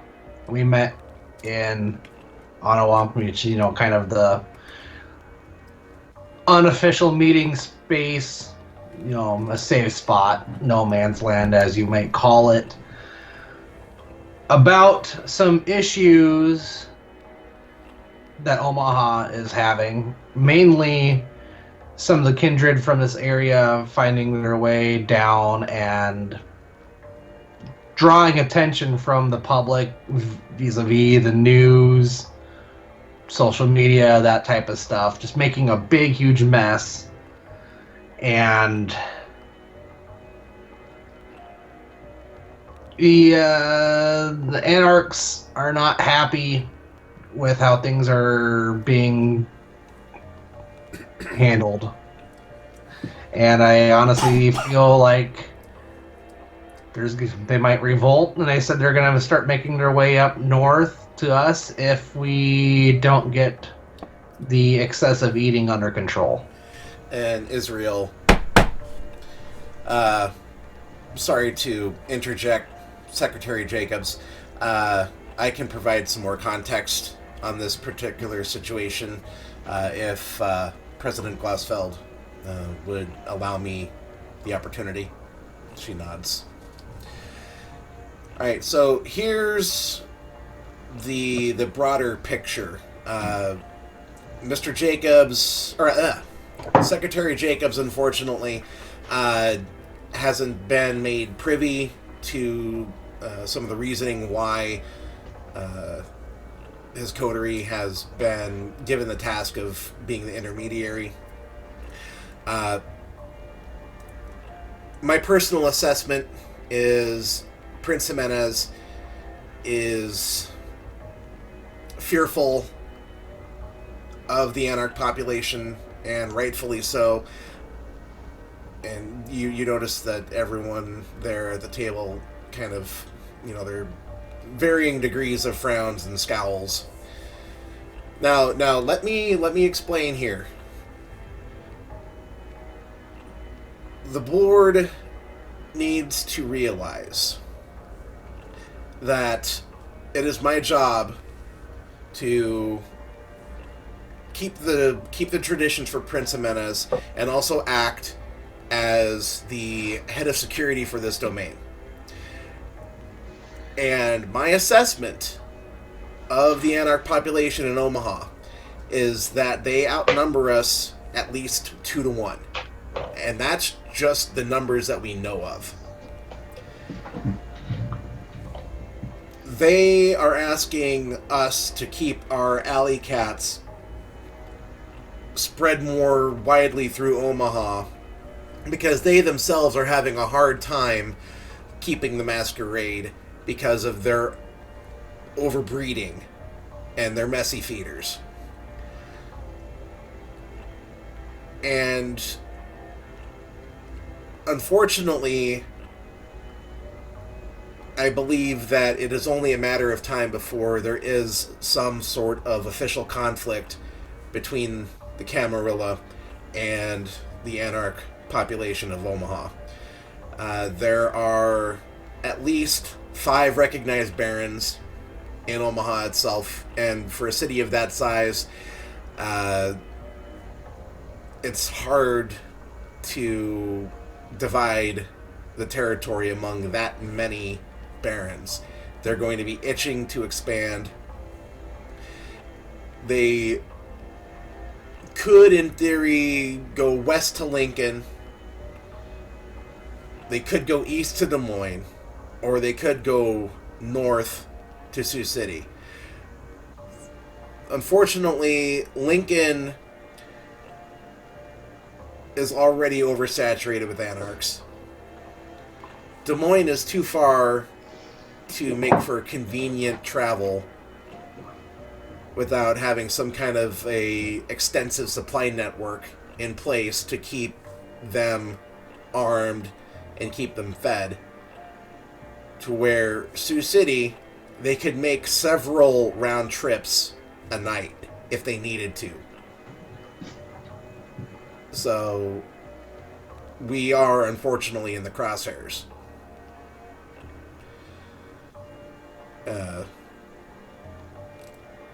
President Glossfeld, I do hate to be the bearer of bad news, but war is coming to the city.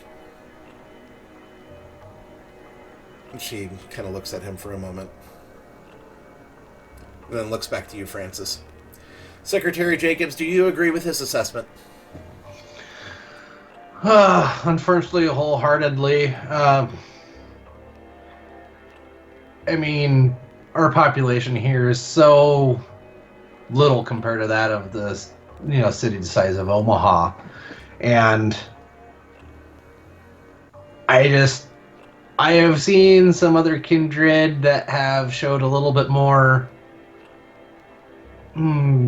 backbone in the face of adversity than what Prince Jimenez has. And I hate to say it, but I don't feel like he would be up to the task of managing the city during a wartime.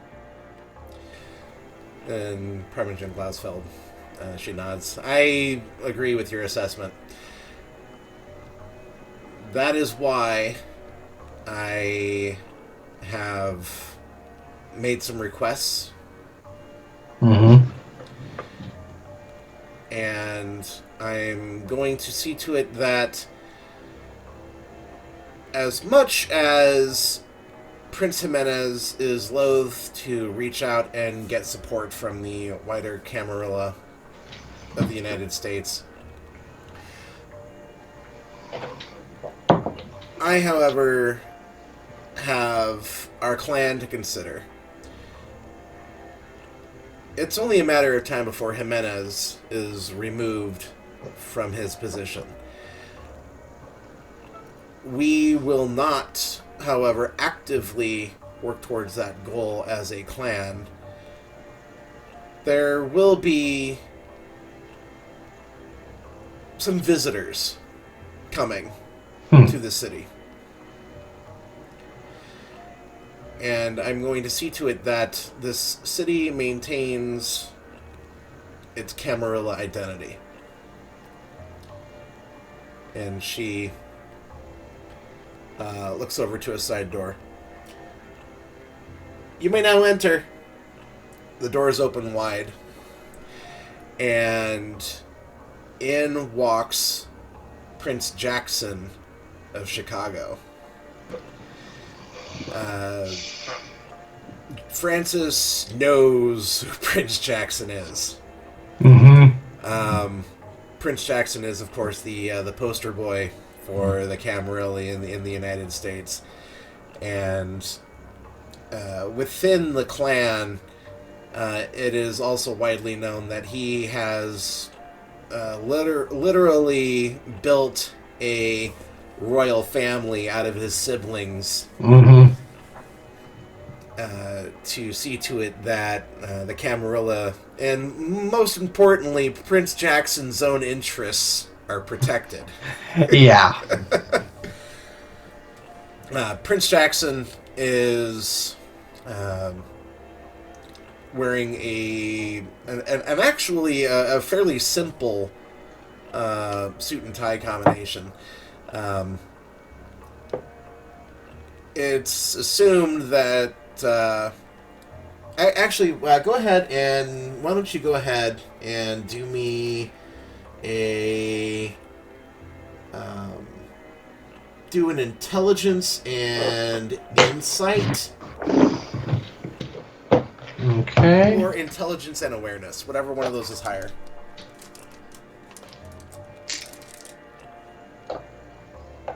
Intelligence. I'll do intelligence and insight. Okay. Hunger dice? Yep. No, yes. Yep. You're at hunger 1. Okay.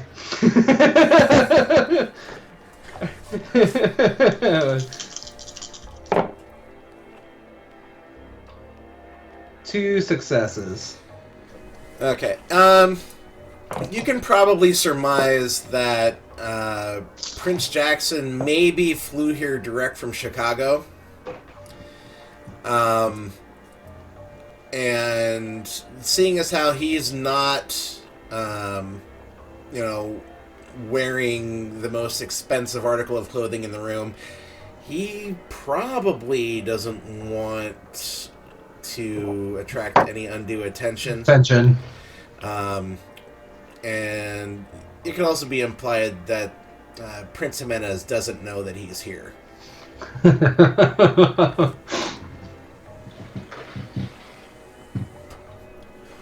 Once Prince Jackson enters, Primogen Glassfeld stands, and you all, of course... I'll stand. Yeah. Yeah. And Primogen Glassfeld actually steps out from her chair and offers it to Prince Jackson.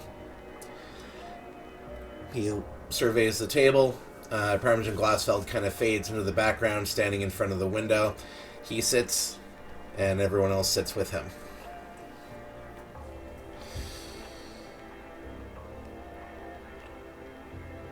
Okay. Here's the score.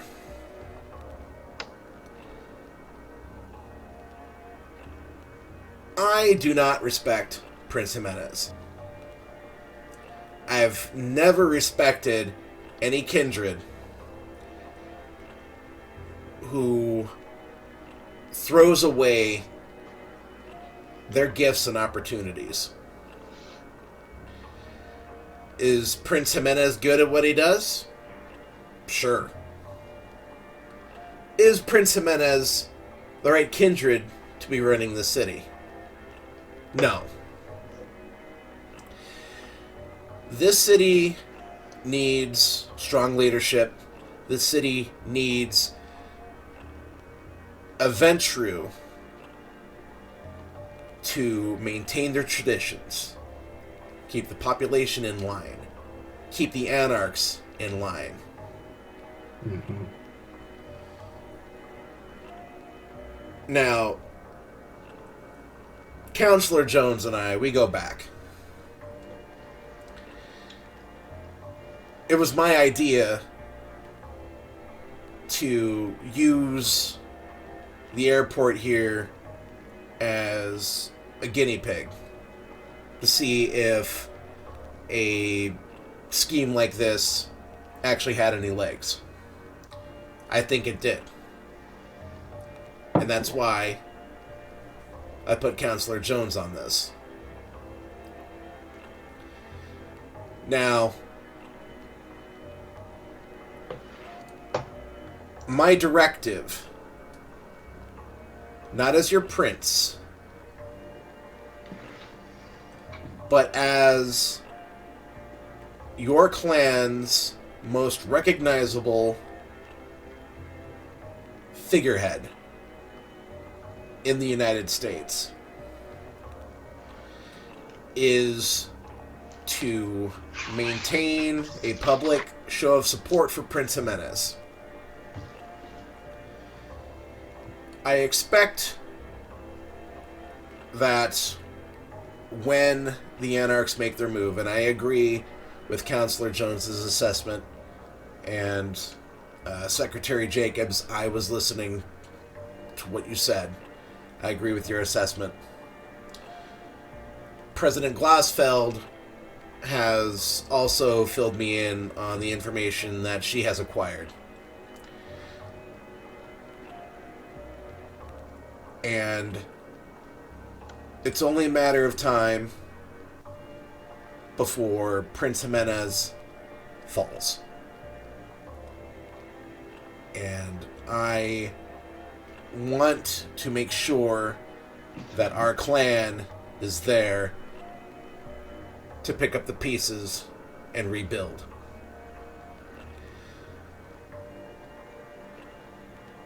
Sioux City and Chicago have had a long and profitable relationship. Mm-hmm. And I would see to it that that stays in place.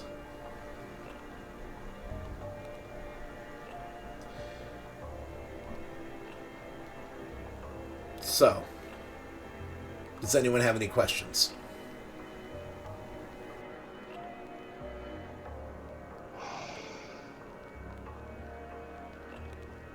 Do you need a moment? Yeah, Okay. Give me a second.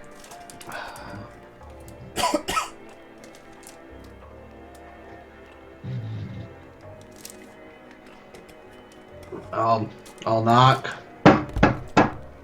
Yes.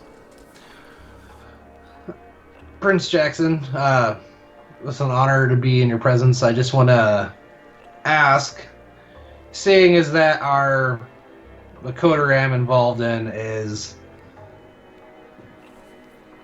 basically the gophers for Prince Jimenez.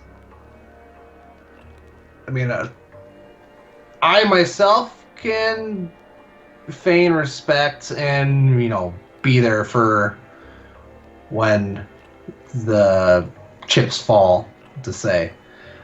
But how do you suggest? I mean, after all, I do have a Bruja in my coterie.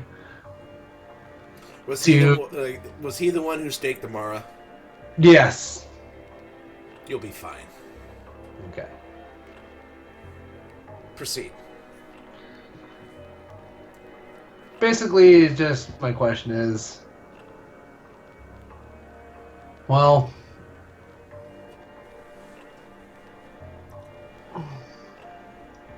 sorry, just a little nervous being here with you. Just, It's fine, I'm used to it. yeah.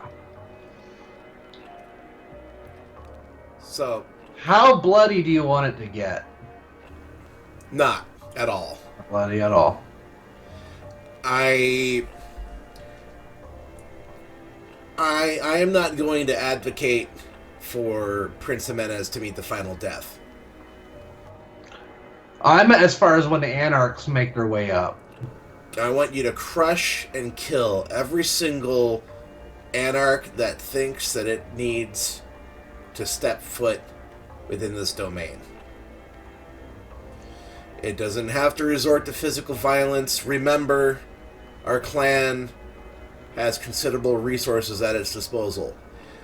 I've been made aware of your personal history, Secretary Jacobs, and I know that you're a very hands-on Ventru. Yeah. But old habits, you know. So my one piece of advice, you have to remember that we all don't have to lead from the front. If you want... Sorry, you were... Okay, can you hear me now? Yeah, no, sorry, my internet, it lagged out. Okay. You have to remember that you don't have to lead from the front. There's other ways to get results without getting blood on your clothes. And I would actually consider this the opportunity to maybe get a little bit more practice in with being a Ventru. I made the progress that I made in Chicago by killing people. But I also understand and realize how powerful having a network of well-connected, powerful, and we'll say fanatically devoted network of mortals and other kindred can be.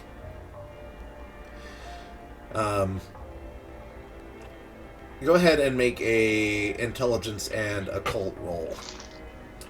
Or intelligence and politics, whichever one of those is higher. Oh, God, you know it's going to be politics, I think. Hold on, let me see there. Okay, intelligence, yeah. I have 0 in occult, so it's going to be politics. I have 2 dots in politics. The etiquette's through the fucking roof, though. 2 successes. You are a little bit familiar with Prince Jackson's personal history. He took power in Chicago by connecting with, or he made strong utilization of his gang connections from when he was immortal. Mm-hmm. And a lot of his bodyguards are, yeah, they're still in the life, so to speak. So Prince Jackson here knows what he's talking about. Yes. And I guess I do have one more question for you. Of course. As we have, pretty much decided that the fall of Prince Jimenez is inevitable, how close do you want us to remain to him up until the final moment? If you can be there when the moment happens, that would be most ideal. I think it's possible. He's kind of put a lot of different odd jobs at our table, and we have fulfilled all of these tasks. I think he's actually kind of grown a little too close, maybe, to us. Well, keep your friends close, keep your enemies closer. Yeah. Maybe.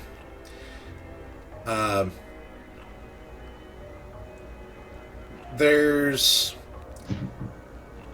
President. I keep getting the titles screwed up. There's board titles, and then there's Camarilla titles. Okay. President Glassfeld's been keeping me in the loop regarding your coterie, and you all are in a prime position to be useful to your clan and the Camarilla as a whole. So, all I ask, don't act against him openly. Oh, well, not. No, not openly. and two things. Mhm. The brouhaha that runs with you. Yes.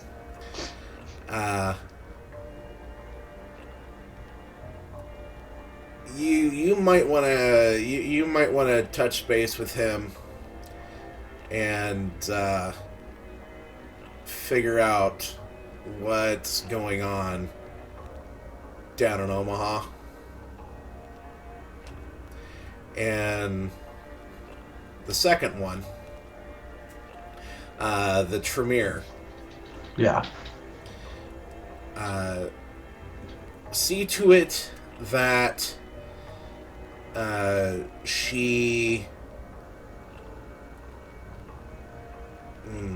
How do I want to put this? See to it that she finds a way to be more useful to Prince Jimenez. I'm only aware of her Primogen by reputation, but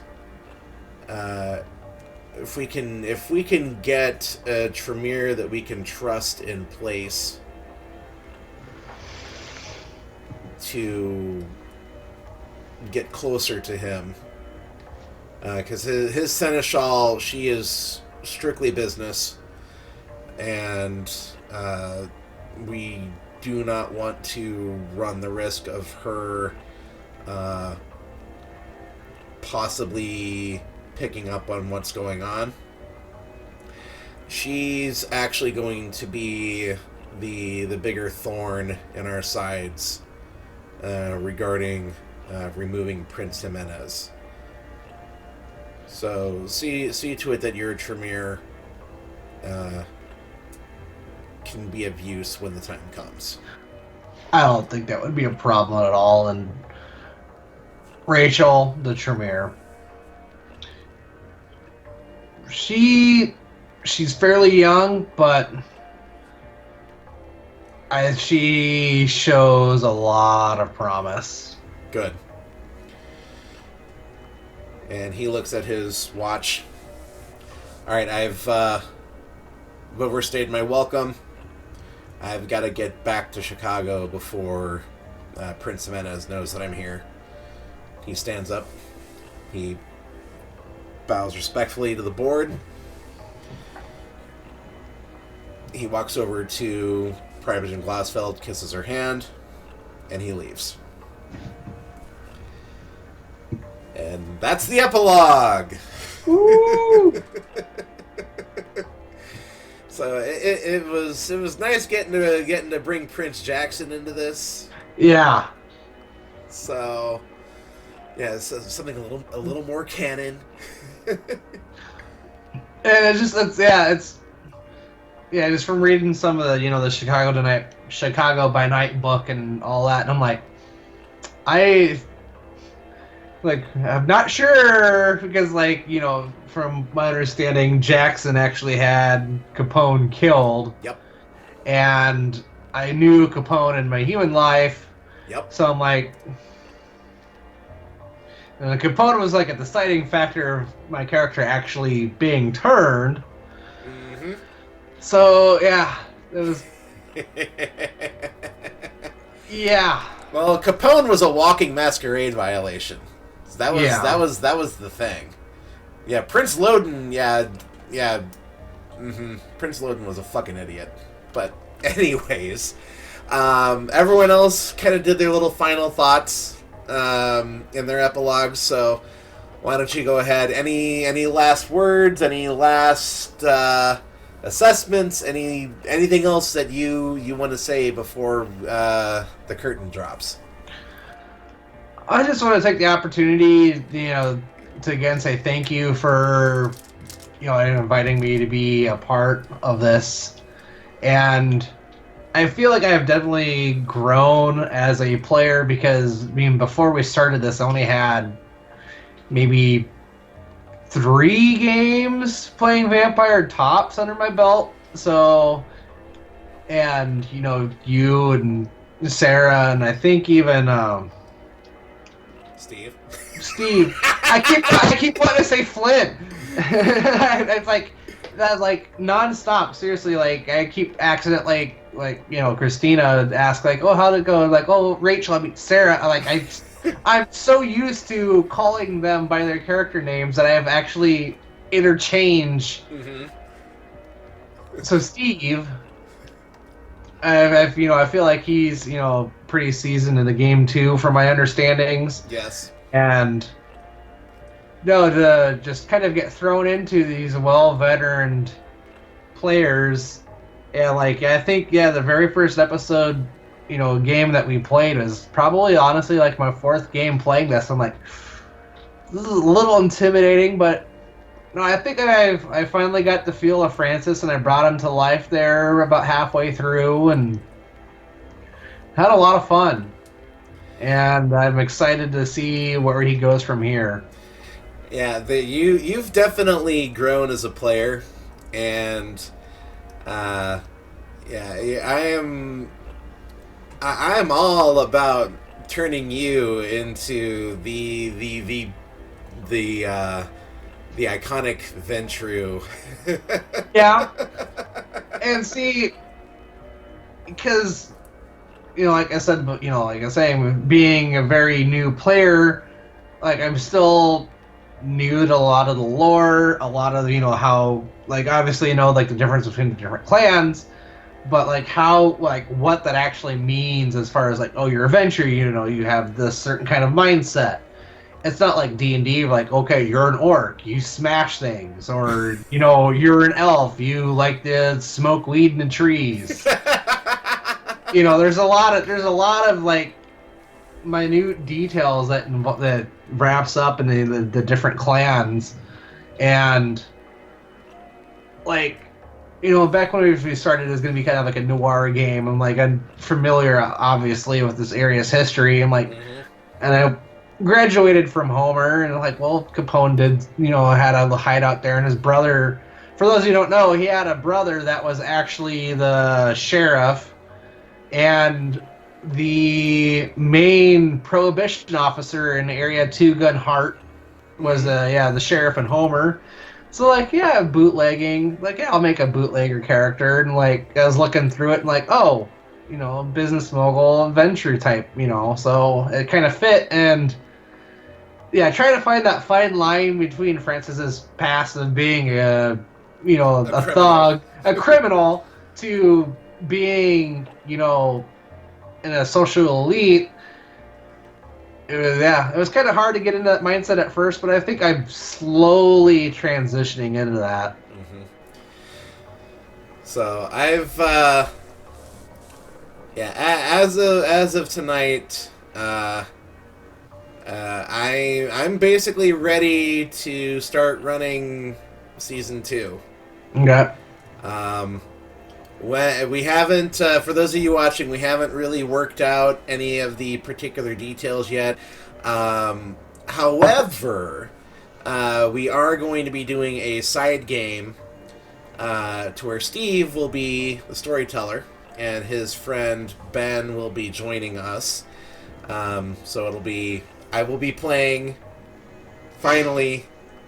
I am cursed with the forever ST, but I'm going to finally be playing, and I'm going to be playing in a group that we've already got a real good group chemistry built, and the game we're going to record it, but we haven't fully discussed, I guess we have. No, we will be recording it, but whether or not we actually broadcast it, we're not entirely sure yet. I personally am hey, let's hashtag content. Yes. Let's get it out there. But that's everything that we do has always been decided as a group, and even though I'm kind of the Bruce Wayne of the Martlet Games project here, it's always about the group and what the group wants, and I have input just as much as Greg has input, just as much as Sarah has input, as much as Steve has input. But if we do go that route, we will have. It's going to be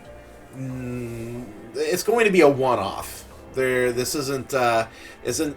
We don't plan on this being a continuous series like how Sioux City by Night is, but it's going to be set in Indianapolis, a very non-canon Indianapolis, because like Chicago kind of dominates the region, and Indianapolis is hardcore under the sway of Prince Jackson.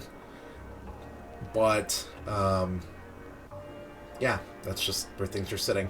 So just keep abreast with us here on Twitch. I'm going to be streaming a lot of video games, and that's just is what it is. So I'm going to say thank you to everybody once again for watching. Yes, thanks. And yeah, that's it. Sioux City by Night Season 1 is officially done. Ooh. We'll possibly see you for Indie Anarchs. But when the time is right, Season 2, Sioux City by Night, will be back. Bye-bye. Bye.